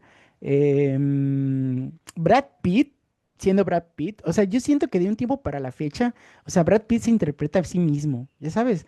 Me recordó mucho al personaje de Érase una vez en Hollywood. Es casi ese personaje. O A sea, el mí me güey, parece, a mí no, a mí él no me parece un buen actor, ¿eh? O sea, a mí me no, o sea, es parece Brad Pitt a mí haciendo me Brad parece Pitt. que siempre hace de él. A mí no me parece Sí, o sea, un el, buen el güey actor. así como, ya sabes, como que Sí, muy seguro de sí mismo, muy desenfadado, sabiéndose, ¿no? sí, muy Como, sabiéndose que es un ajá, culo, ajá. moviéndose pues con toda esta libertad por el mundo, porque sabe que el mundo le rinde pleitesía. Bueno, pues es ese güey. Ujú. De hecho, en la película no hay ningún momento en el que el güey se muestre humilde o se muestre derrotado o se muestre, ya sabes, no, o sea, no, el güey siempre está arriba, a pesar de que tiene momentos, pues, lamentables en la película. A ver si Am, vemos y algo. aparte está lleno también como de todos esos tropos, del género, ¿no? Está el típico reportero molesto, ¿no? Que él está así como que dando entrevistas y el reportero, sí, pero recordemos el año de no sé qué, cuando apostaste y perdiste una fortuna, o el día que causaste un accidente y no sé qué, y cosas así, ¿no? El interés amoroso, obviamente debe haber un interés amoroso, el novato del que ya hablamos, que tiene que aprender muchas cosas del veterano como Brad Pitt y ese tipo de cosas, ¿no? Y a pesar de todo, la película está revestida con este punk pop muy al estilo Brad Pitt, ¿no? Soy un rebelde sin causa. Ujú. Entonces, creo que es una película súper domesticada y creo que es un poco el cine del que hemos estado hablando, que lamentablemente, bueno, no lamentablemente, pero que de alguna manera se sigue produciendo en masa. Y de nuevo, no estoy diciendo que esté mal, o sea, está padre, te digo, me la pasé muy bien, es un espectáculo visual increíble, en sí no ha de haber sido poca madre. Pero el gran problema de este tipo de pelis, creo yo, es que em, no permite que se vean otro tipo de cines, otro tipo de miradas. O sea, con lo que costó esta película, se pudieron haber producido, puta, no sé, 50 películas en México, ¿no? Entonces, es un poco eso, es un poco Claro. lo que le veo a la película. Pero bueno, ahí está. La verdad, no creo que gane absolutamente nada. A lo mejor alguna cosa técnica como mejor sonido o mejor coche de carreras o una mamada así. Ok. Y ya. Muy bien, perfecto. Vamos a movernos entonces a la siguiente, que también, mira, estamos muy pimponeados en antípoda, antípoda, antípoda, antípoda, porque si hay algo que puede ser en antípodas de la F1, es la película, la increíble película para mí. Tú tienes tus bemoles, Javi, a mí sí me gustó muchísimo, que se llama Un simple accidente. Entonces, si hay algo que debería quedar claro desde el principio y que invito a que todo el que no lo sepa investigue y lea con rigor, por favor, es esto. Todo es político. Todo es político, no hay excepción. Y creo que si no entendemos esto, no entendemos lo que significa ser un sujeto político. No hablo de partidos políticos, sino hablo de ser sujetos políticos. Y eso atraviesa absolutamente la película de Un simple accidente de Jafar Panahi, porque aquí no hay ironía o distancia, sino todo lo que vemos, todo lo que vemos es sangre política abierta y expuesta. Panahi, lo importante, hay que decirlo también, es que no es un cineasta privilegiado que se pasea por las instituciones blancas y celebradas, sino que este es un director que ha sido detenido, perseguido y censurado y además tiene prohibido hacer cine por el Estado de Irán. Em, en este régimen que lamentablemente hoy tenemos más noticias también de este lado del mundo porque Estados Unidos e Israel descargaron bombas con este estado de Irán, acordándonos de que asesinaron a algunas niñas en una escuela en el primer bombazo que dieron. El pretexto de estas potencias mundiales para invadir esto es que quieren desbancar al régimen, ¿no? Al régimen que está en Irán, que es cierto, hay que decirlo, es un régimen opresivo que criminaliza la disidencia y trata de borrar las voces incómodas. De hecho, este cineasta fue arrestado luego de apoyar protestas y ha sido muy criticado por el poder y ha sido condenado o sea, bueno, su condena lo que han dicho es que es propaganda contra el sistema, ¿no? Y entonces él está vetado de viajar y de hacer películas durante más de 15 años en Irán. Y ustedes dirán, bueno, ¿por qué está vetado y hizo películas? Bueno, precisamente porque tiene unos... Entonces, él hizo clandestinamente dentro de este país esta película que se llama Un simple accidente, con métodos que pues desbordan la lógica industrial del cine cuando este cineasta ya cargado con un USB de su casa mientras es perseguido por hacer política, entonces, bueno, eso lo convierte en una voz indispensable contra la represión. Y esto que les estoy dando, que es la vida misma, o sea, él tiene una condena para no hacer cine y tiene una película compitiendo a mejor película extranjera por los Oscar, Un simple accidente, para mí eso lo cambia todo, porque cuando un director hace cine o sea, hace cine pues desde adentro de un aparato de tortura ideológica, su película, por supuesto, deja de ser solamente entretenimiento, sino que se convierte en acción política en estado puro. O sea, Pajani no usa la sátira suave o las ironías blancas que hablábamos de One Battle After Another, sino que él hace cine desde la clandestinidad, desde la persecución y desde la amenaza latente real de volver a prisión, y eso ya es en sí mismo resistencia. Un simple accidente, para hablar ya de la historia de la película, sigue a un hombre que cree reconocer a quien lo torturó en prisión. Pero lo que es fascinante y perturbador es cómo Pajani trata al torturador no como un monstruo caricaturesco, no como una amenaza absoluta de película de Hollywood, sino como un ser humano real y contradictorio. Y eso quiebra la narrativa simplista que muchos tememos o festejamos porque nos gusta creer que los torturadores o los violadores o los males del mundo son otros completamente distintos a nosotros, pero Panahi sabe, pues, o sea, como terapeuta del trauma, sabe, porque así llamo yo la película y ahorita voy a dar mis comentarios al respecto, que los torturadores también son humanos y también son víctimas de un sistema que los configuró, que los entrenó, que los enloquece y que los dota de poder y que los protegió. Y entonces eso para mí es políticamente muy subversivo, porque hay sistemas que producen a esos torturadores, el mismo sistema produce víctimas y hay sistemas que producen que ambos terminen reconstruyendo identidades a partir del olor, ¿no? Creo que es una mirada al espejo. Entonces, historias como estas no son simples debates morales, pues, de si es culpable o merece venganza, sino me parece que son análisis vivos de cómo un aparato autoritario hiere cuerpos, hiere mentes, hiere genealogías enteras, ¿no? O sea, la tortura, ¿no? Como arma de represión siempre va a ser interesante.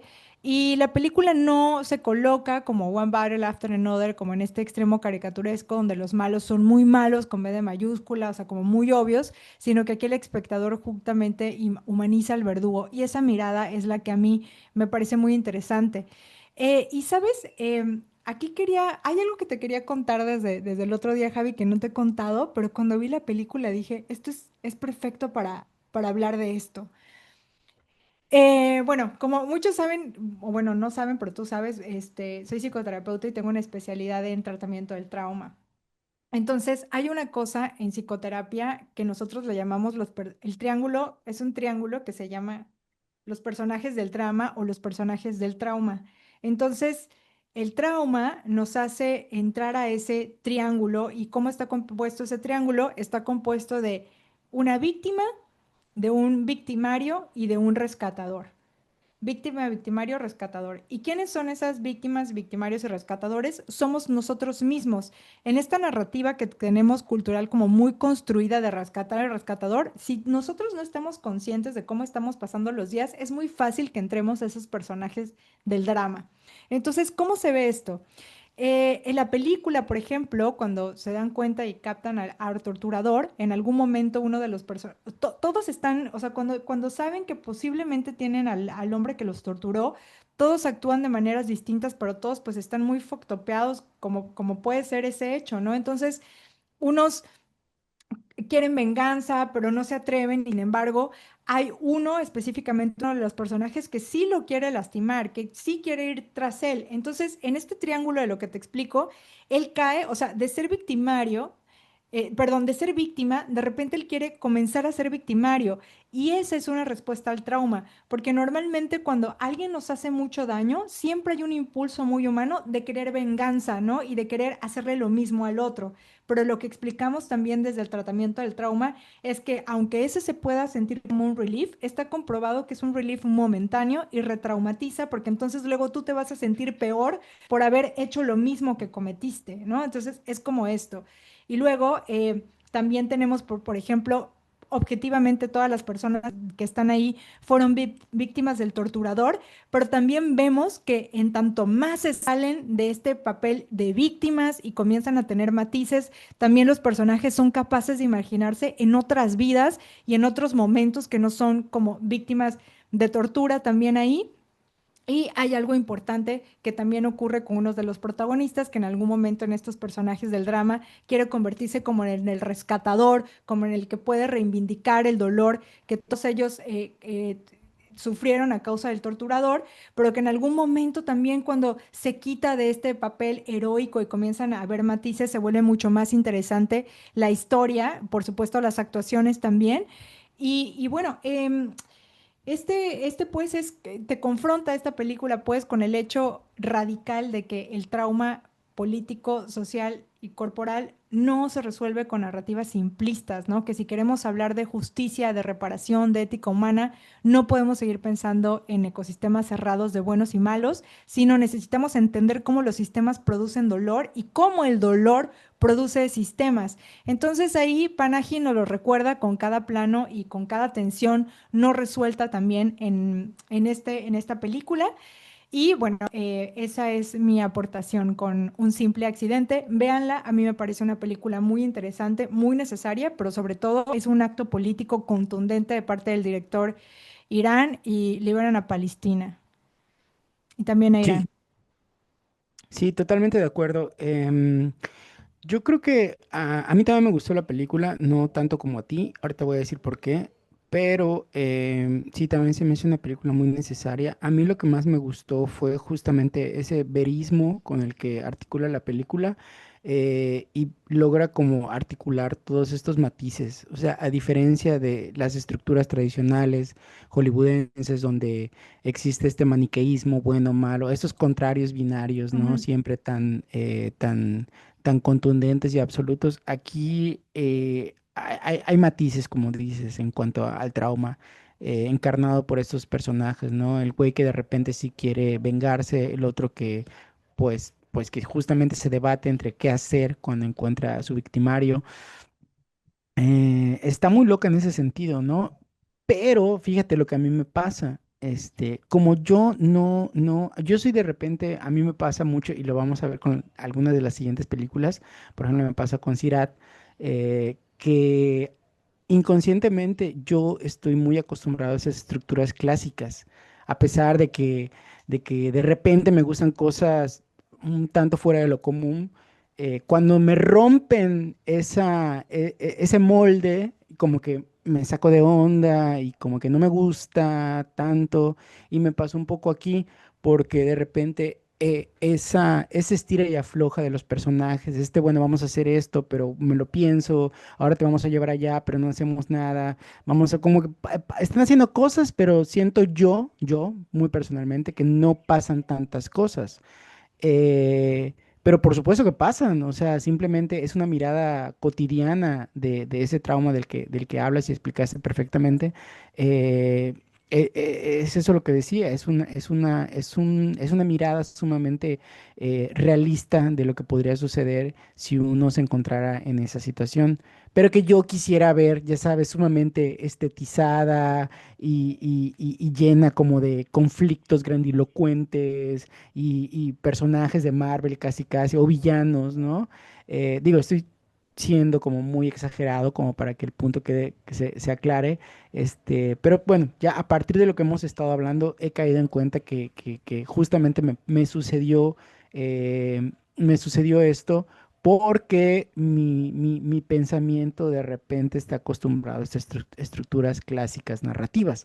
Y pues es algo que yo tengo que trabajar. No estoy tan acostumbrado a ver tanto cine de Oriente, por ejemplo, y sí a este americocentrismo en el cine. Entonces, obviamente, yo cargo con todo eso y a veces como que me saca de repente. Eso no quiere decir que no pueda apreciar algunas películas, ¿no? Como fue, por ejemplo, el Claro. caso de La voz de Hin Rahab u otras más.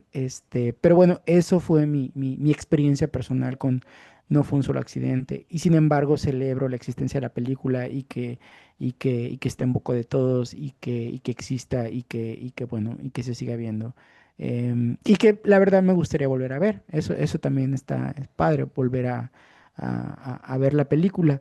Y creo que no creo, me lo mencionaste antes de entrar a grabar, que el güey grabó como una suerte de grabación guerrilla, ¿no? No tenía permisos del Estado para hacerlo y el güey se aventó. Entonces, es una razón, otra razón de peso para ver la película.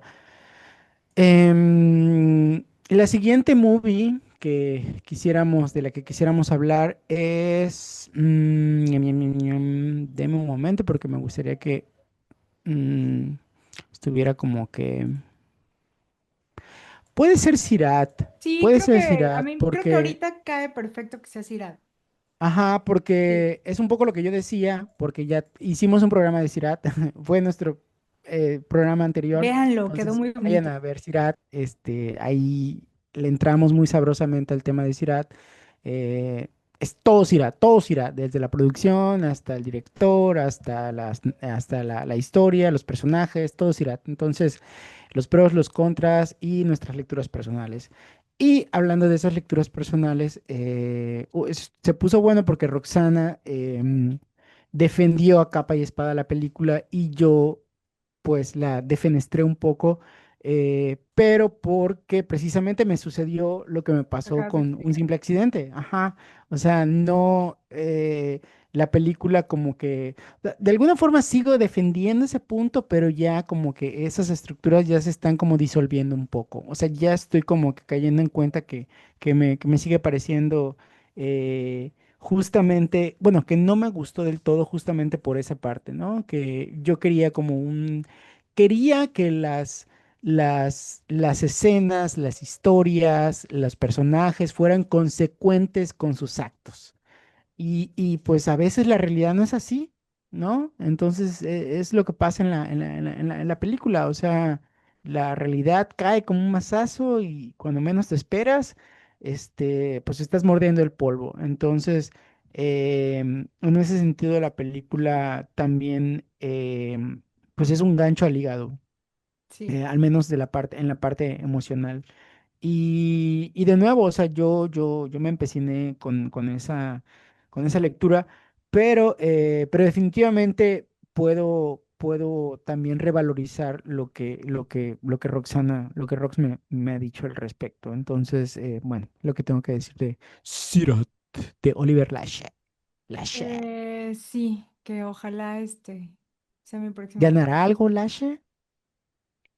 Oye, acaban de ser los Goya, o sea, los premios Goya los españoles, y no No le dieron ganó. mejor película, ¿eh? No le, o sea, yo estaba Ganó los checando, domingos que ganó tengo los pendiente. domingos, sí, yo igual la tengo pendiente, pero no ganó, yo esperaría que ganara. Yo lo único que les digo de Sirat es véanla, a mí me parece una película original, me parece heredera de las imágenes, o sea, de este cine que apuesta como por las imágenes, también por las sensaciones. Por supuesto, no es una película que como tú digas, ¿no? Esperas entenderla como a un nivel como de una estructura típica o clásica, y creo que esas capas de sensaciones y de emociones y del folk top la hacen ser una gran película. Entonces, no quiero decir más, a mí me encantó, me parece maravillosa por muchos puntos, o sea, me interpela también a nivel personal por muchas preferencias personales y gustos y prácticas que tengo. Nosotros crecimos en los raves y todavía yo acudo a una que otro de Sí. vez en cuando a desfogar a través del baile mucho también de mi trauma y a mover el cuerpo y a sudar y para ir para adentro. Entonces, véanla, es una experiencia sensorial.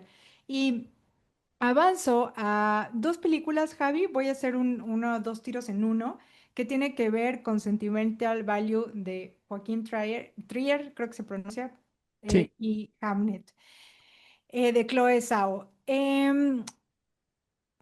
Quiero, o sea, y si junto estas dos películas es porque para mí están hablando exactamente de lo mismo. Y aviso aquí también que mucho de lo que voy a decir o lo que voy a aportar a partir de estas dos películas también tiene que ver, es que yo las abrocié mucho también desde como todo este conocimiento que traigo con tratamiento del trauma, perdón que parezco como disco rayado, pero es que habla de trauma familiar. Entonces, bueno, primero los argumentos, comienzo.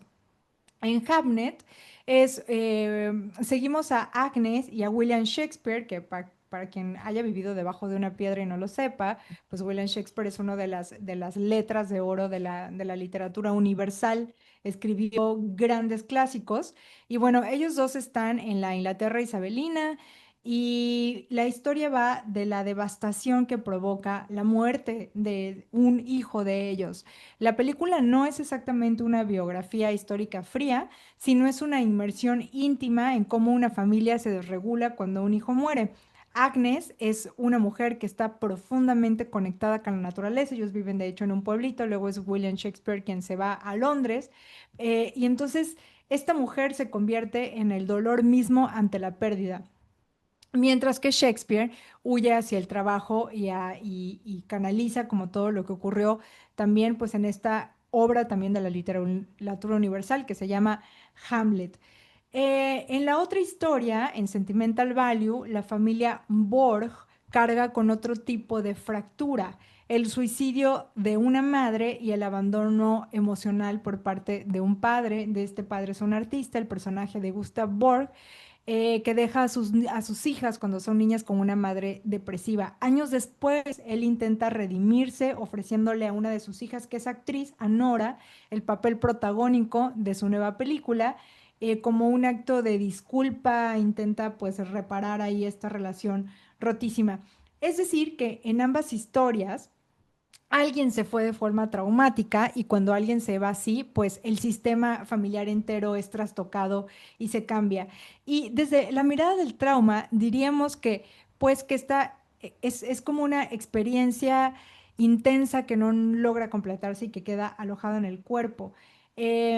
Javi, cuando definimos, por ejemplo, trauma, o sea, el trauma como actúa en el cerebro y en el cuerpo es que nosotros siempre vamos a querer de manera inconsciente. El cerebro y el cuerpo buscan completar la misma historia, o sea, como que te regresa al hecho traumático, porque en realidad lo que estás buscando de manera inconsciente es que ese hecho traumático se resuelva de forma distinta. Por eso nos ponemos muchas veces una y otra vez en las mismas situaciones cuando ocurre un hecho de trauma. Entonces, Ah, ajá. O sea, como que estás ahí ciclado, por eso ocurre esto, ¿no? Entonces, hay muchas maneras de transitar el trauma y de curar el trauma también. Y a mí me parece una manera hermosa de cómo lo vemos en Agnes de Hamnet, que precisamente esta mujer no evade el dolor. O sea, la atraviesa. Esta mujer cuando está en este dolor de haber perdido a su hijo, tiembla, se desarma, se rinde. O sea, esa rendición es regulación. Y aquí te quiero explicar un poco algo que como te lo quiero compartir, Javi, también un poco como a veces lo explico, que es como que las emociones, digamos, están flotando en el aire y nosotros somos como canalizamos esas emociones y de repente viene la tristeza o viene el dolor y entra a tu cuerpo, pero si tu cuerpo está torcido, como un cable que está torcido, como que la emoción se queda ahí estancada y no pasa. En cambio, cuando dejas que la emoción atraviese tu cuerpo y rindes tu cuerpo a esa emoción y estás, no sé, de pronto profundamente triste por el dolor de perder un familiar y te rindes ante ese dolor y te conviertes en el dolor mismo y lo pasas y entregas tu cuerpo a esa emoción, la emoción pasa sin dejar residuos. No, por supuesto que sigue doliendo, pero es como que pasa y no se queda ciclada en el cuerpo. Y en ese sentido me parece pues, o sea, maravillosa la actuación de de Jessie Buckley como esta mujer que está llorando por su hijo, pero que no finge, que no se da la vuelta, que comienza a llorar y procesa el dolor una y otra vez hasta, pues bueno, me parece pues como una manera sana pues ahí sin quedar atrapada.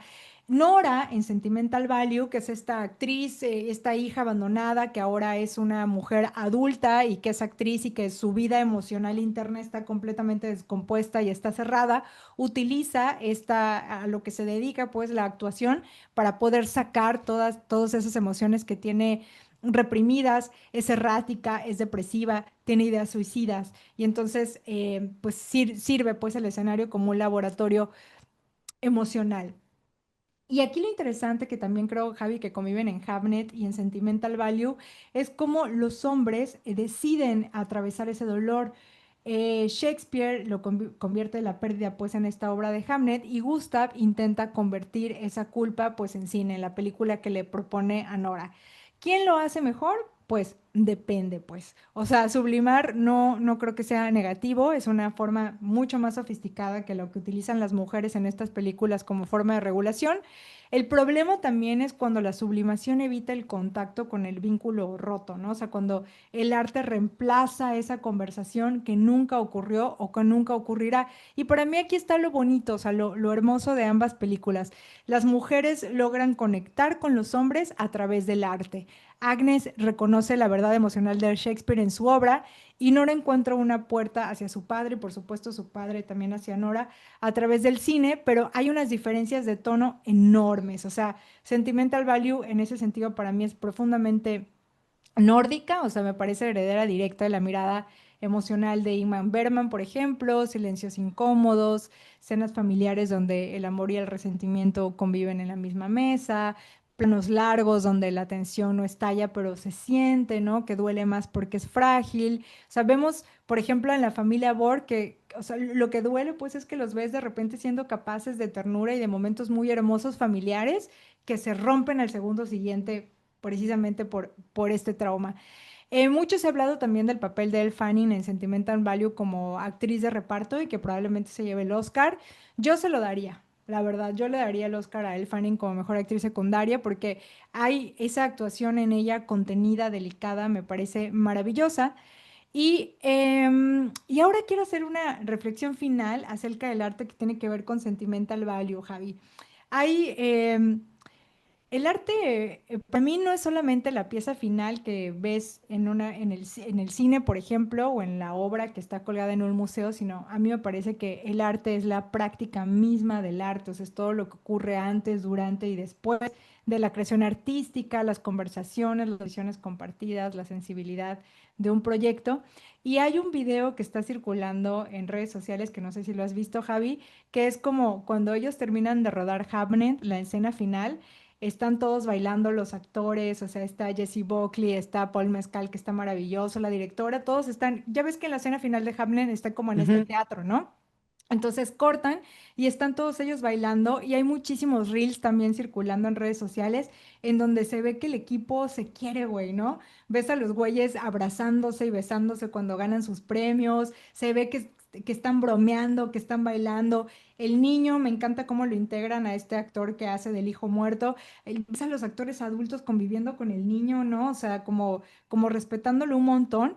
Entonces, a mí me encanta eso porque precisamente ese es el arte que a mí me gusta, ¿no? El que atraviesa todo y que de repente puede hacer que un equipo de gente desconocida estén acompañándose como en esta, pues bueno, en esta temporada de Óscares, pero también haciendo como la creación misma. Entonces, eso me habla pues de una película que atraviesa su propia, ¿cómo decirlo? Como su propio deber ser como película, como para instalarse también como un pues como eso, como arte vivo y puro que atraviesa a toda esa gente. Y me parece muy, muy linda. Ambas películas preciosas. ¿A ti qué te parecieron, Javi?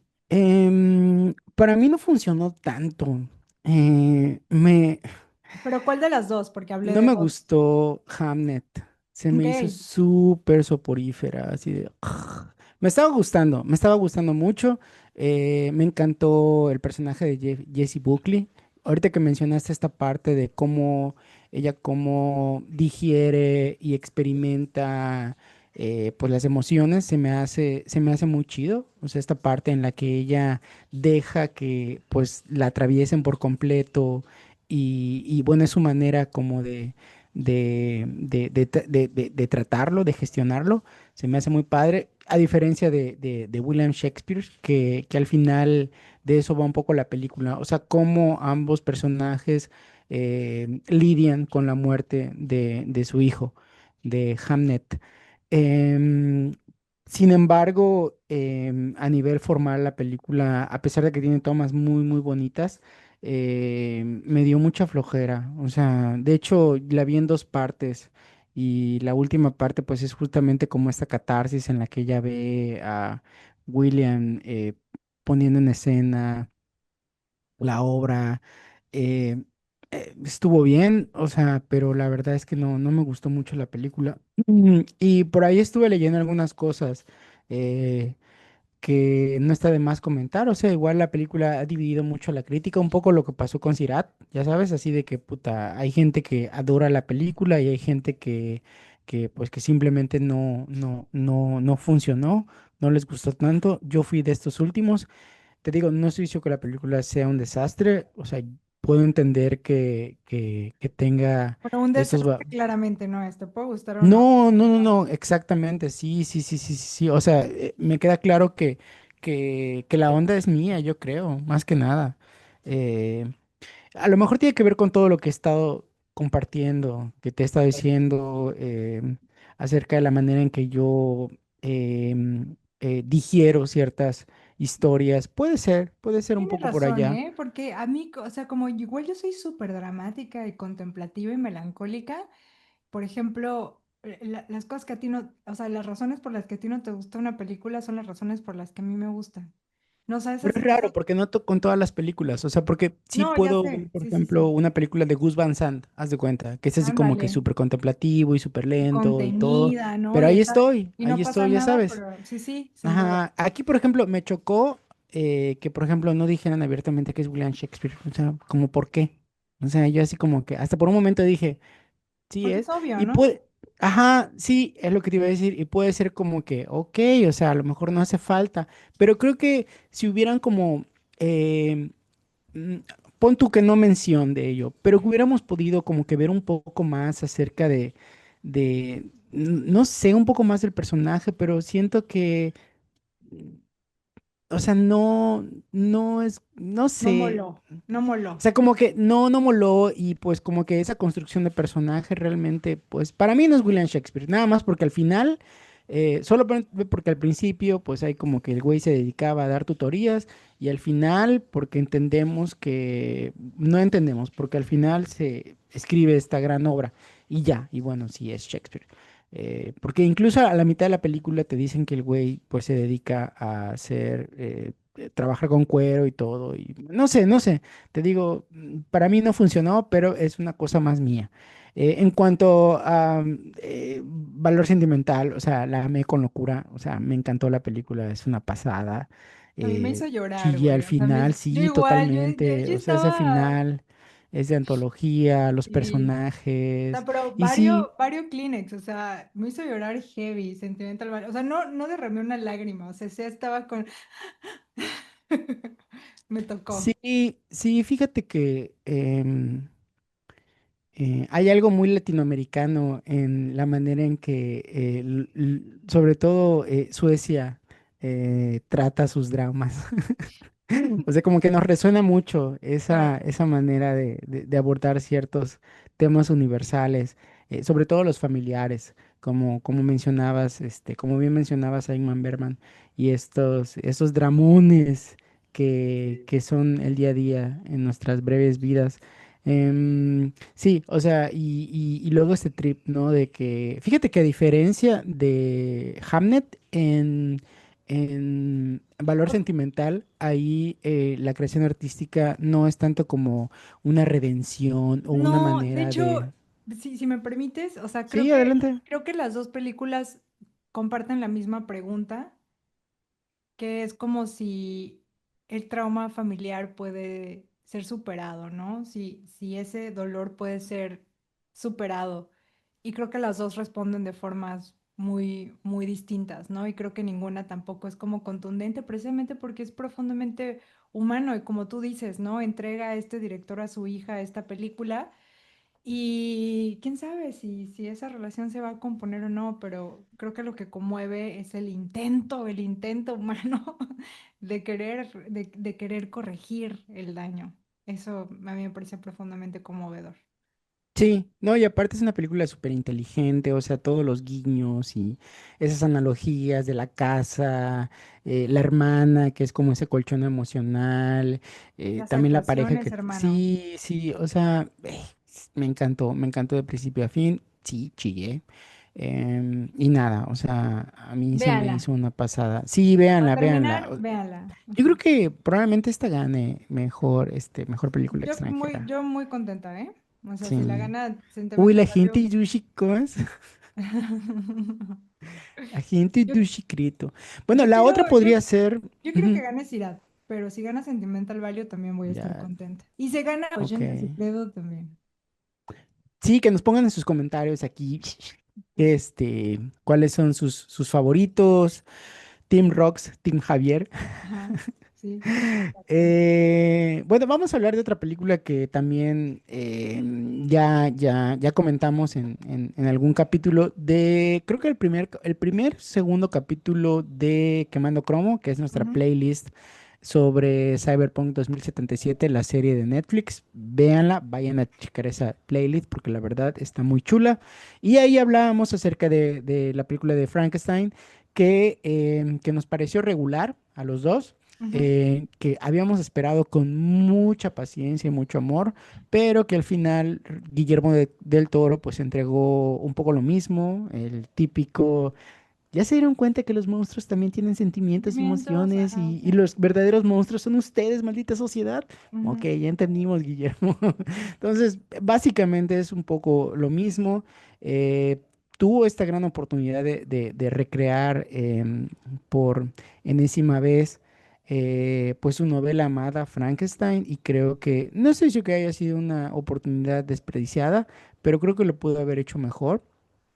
Eh, lo mencionamos también, visualmente es un portento, es una pasada, visualmente la puesta en escena es una maravilla, pero que de repente hay personajes que están desaprovechados y que la historia también es hasta cierto punto limitada, independientemente de que, bueno, todos conocemos bueno, algunos conocen la obra y que también se tomó ciertas licencias creativas al momento de adaptarla. Véanla, creen su Te propio... acuerdas que tú me decías que no te gustaba Sirat porque como que te sentías como que manipulaba con la violencia, ¿no? De repente. Sí, Yo no compartí eso, a mí me parece que es muy adecuada lo que ocurre en Sirat, muy perfecta para decirlo mejor, pero en cambio sí siento que Guillermo del Toro me quiso manipular porque tenía muchas ganas de que me gustara mucho su Frankenstein. y entonces eso no terminé como de enganchar con un monstruo con el que sí engancha, o sea, con el que hay millones de razones para engancharte con él, ¿no? Aquí me pareció tibio y como que tenía muchas ganas de que nos gustara. Entonces, eso, es todo lo que tengo que decir. Y que Jacob Elordi pues se puede llevar el Oscar al más guapo.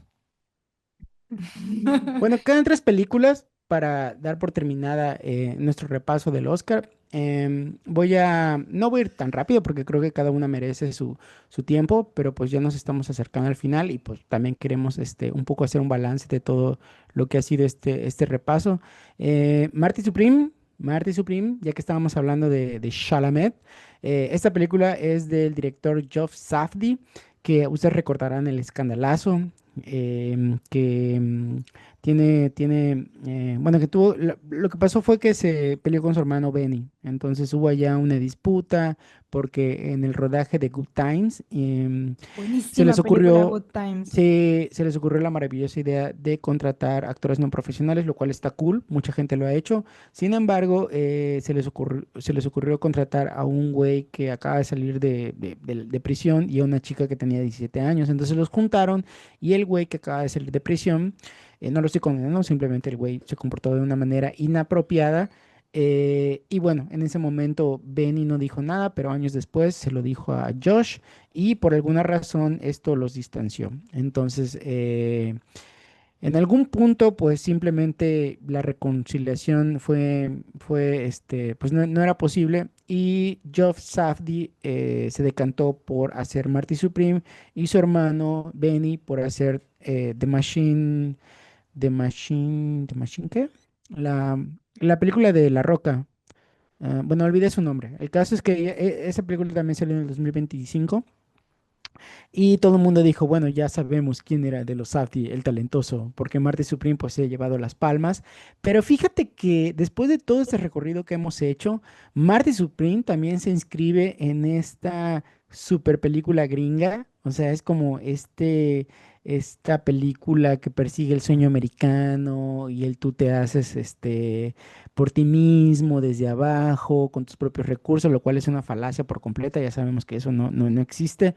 Y bueno, básicamente este es el famoso American Dream llevado al paroxismo, en el que Timothée Chalamet interpreta la ascensión, la meteórica ascensión de Marty Reisman, que fue un legendario jugador de ping-pong en Estados Unidos. Y bueno, la trama sigue su peligrosa obsesión por la fama, apuestas, redención, transformando su talento en grandeza tras pasar por un chingo de clubes clandestinos en Nueva York. Le pasan mil cosas a Marty Supreme y a mí me pasó un poco como Fórmula Uno. A mí la película me gustó, me entretuvo a más no poder, pero es eso, o sea, simplemente se queda en entretenimiento. No estoy diciendo que no haya subtextos interesantes que se puedan extraer de la película, pero en este momento pues yo lo veo simplemente como entretenimiento. Está buena la película y ya no sé si tú tuviste la oportunidad de verla, Rox. Sí, sí, la vi y no conecté con ella, la verdad. O sea, a mí me gusta mucho lo que hacen o me ha gustado mucho lo que han hecho ellos como hermanos, los Safdie. Y en ese sentido, por ejemplo, en el ritmo y todo, me gusta más la historia del underdog de un cop James, o sea, Sí, la de, ¿cómo Diamantes se en llama? Bruto. Ajá, Adam Sandler. Esa película, por ejemplo, me gustó muchísimo. A mí igual. Y Good Times me parece, bueno, es que no sé cuántas películas tengan ellos, pero Good Times me parece creo que he visto esa película, Tienen una anterior a Good Times. tienen como 3 o 4 veces la he visto Sí, porque me parece un peliculón y las actuaciones me parecen maravillosas. Y no sé, o sea, sí, claro que Timothée Chalamet es un buen actor, el colmo sería que no lo fuera. Pero, por ejemplo, no sé si te pasó, pero ya ves que él tiene como esta baby face, ¿no? Como sí. esta carita. Entonces de repente, como que esa baby face con su personaje, en lugar de verlo era actuando, como que me daba cuenta que era un actor que estaba actuando algo así me pasó Mm, con su actuación. Por un lado, y la verdad, yo estoy un poco cansada de ver estas historias del hombre blanco queriendo, o sea, no son historias y no son representaciones que a mí personalmente me interesen. Creo que es eso también, cosa como que tengo cierto rechazo en que de nuevo un hombre blanco me esté pintando la ambición de un hombre blanco. Me aburre, la verdad. O sea, a mí me aburre. Sí, Pero bueno, igual, aquí, pero es algo igual profundamente personal. O sea, no son temas que a mí personalmente me interesen. O sea, ya estuvo bueno. Y ya. sí, o sea, aquí lo interesante que hemos tratado de hacer en cada uno de estos breves análisis es que muchas veces sí podemos valorar la película por, digamos, pues justo sus valores estéticos, cinematográficos, técnicos que tiene la película, pero muchas veces también a veces pesa la subjetividad con la que vemos las películas, ¿no? Y nuestras cargas personales Exacto. de significado personales, ¿no? A mí me pasó con Sirat, con un simple accidente, a ti te pasa con Marte Supreme, pero eso no significa que sean malas películas, o sea, Sí, al exacto. contrario, ¿no? O Exacto. sea, son películas, interesantes y buenas en sí mismas. La siguiente es una película que se llama Sueño de Tren, es una película muy chiquita, que de hecho está en Netflix. Y es una película interpretada por Joel Edgerton. No es un personaje tan conocido, pero pues poco a poco se ha dado a conocer. Es un buen actor. Y en esta película, acompañado por Felicity Jones, que es la chica que sale en Rogue One, la película de Star Wars, seguimos la historia de Robert Granier, interpretado por Joel Edgerton, que es un jornalero del oeste de los Estados Unidos a principios del siglo XX que tras una trágica pérdida familiar, en concreto se le muere un hijo, Granier atraviesa la soledad y los cambios sociales en la construcción de la nación, encontrando resiliencia. A mí me gustó mucho esta película, o sea, visualmente es un poema, ya sabes, frase construida, el clichésoso.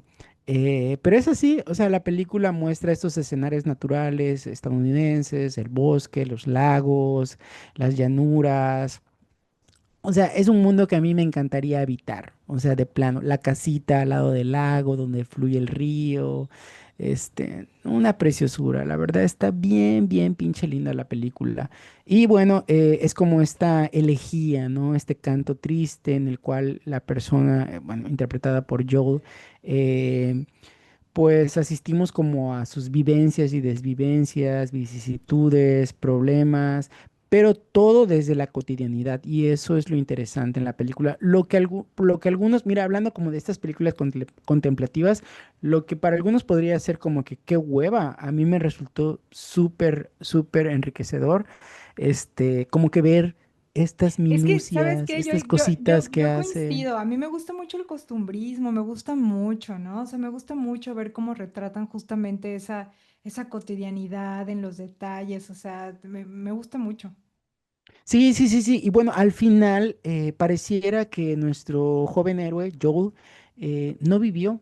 O sea, eso es lo más loco del asunto, que ves cómo empieza a transcurrir el tiempo, empieza a vegetarse, empieza a dejar de hacer cosas que antes era porque ya no es joven, y de repente aparece algo en su vida que dura un pestañeo, y en ese momento el güey se da cuenta que la vida tiene sentido, porque vivió sumamente deprimido después de la tragedia familiar y en ese momento como que puf, redescubre todo y como que tiene conciencia absoluta de lo que fue su vida y en ese momento como que cobra sentido.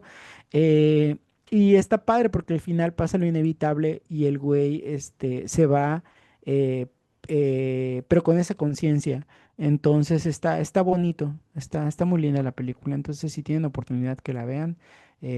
También no creo que gane algo, creo yo, porque pues pasó un poquito sin pena ni gloria, Es que contra quienes pero está muy compite linda. también. Sí, claro, Sí, claro. pero está muy linda. Y para finalizar, la voz de Hind Rahab, que es una película tunecina, francesa y gabacha. Está producida también por capitales estadounidenses. Estaba ahí metido Brad Pitt, por cierto, en la producción y otros grandes nombres hollywoodenses. Pero que paradójicamente cuenta la vida, la odisea real. Por la que pasaron los servicios de emergencia palestinos para salvar a Hind Rahab, que es una niña de 6 años atrapada en un coche bajo fuego en Gaza. Lo que pasa en esta película es una tragedia absoluta y creo que es una manera simplemente es una manera de cerrar este repaso, porque creo que la película escapa a cualquier tipo como de registro. A mí me gusta mucho esto que dice Lacan, que es como tenemos los tres famosos registros, como lo simbólico, lo imaginario y lo real. Y lo real es aquello que se escapa a lo simbolizable. Y es un poco lo que pasa en la película. O sea, De acuerdo. las Ujú. palabras simplemente No, no no da. alcanzan para describir lo que sucede en la película. O sea, te quedas así como que indefenso, ¿qué acaba de pasar? O sea, ni siquiera puedes decir, pues, o sea, como que no entra ni siquiera en el esquema de entretenimiento, es simplemente un documento vivo muy, muy desgarrador. Es una tragedia, ya lo dije. Y es una tragedia sumamente actual, o sea, pasó el año pasado, y sumamente actual. Entonces, necesaria, perdón, necesaria, ¿no? Es necesario como que ver ese tipo de realidades para tomar conciencia y también lo que decías, tomar partido, o sea, no ser tibios. Y yo justamente a partir de esta película empecé a informarme más, empecé a involucrarme más y lo platicaba con Lisette, otra amiga, y le decía, güey, es que Saludos a qué Lizeth. fucking... Sí, ¿qué haces ante esto? O sea, te sientes verde.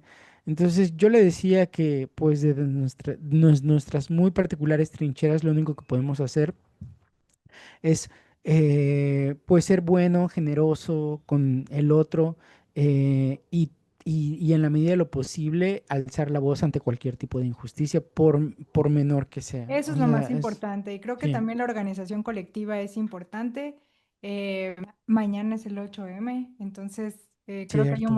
hay un montón de iniciativas que apoyar. Nos vemos en la marcha, los que están en Mérida, en el Parque de la Mejorada a las 4 de la tarde para que nos comencemos a organizar. Yo creo que hay mucho que hacer.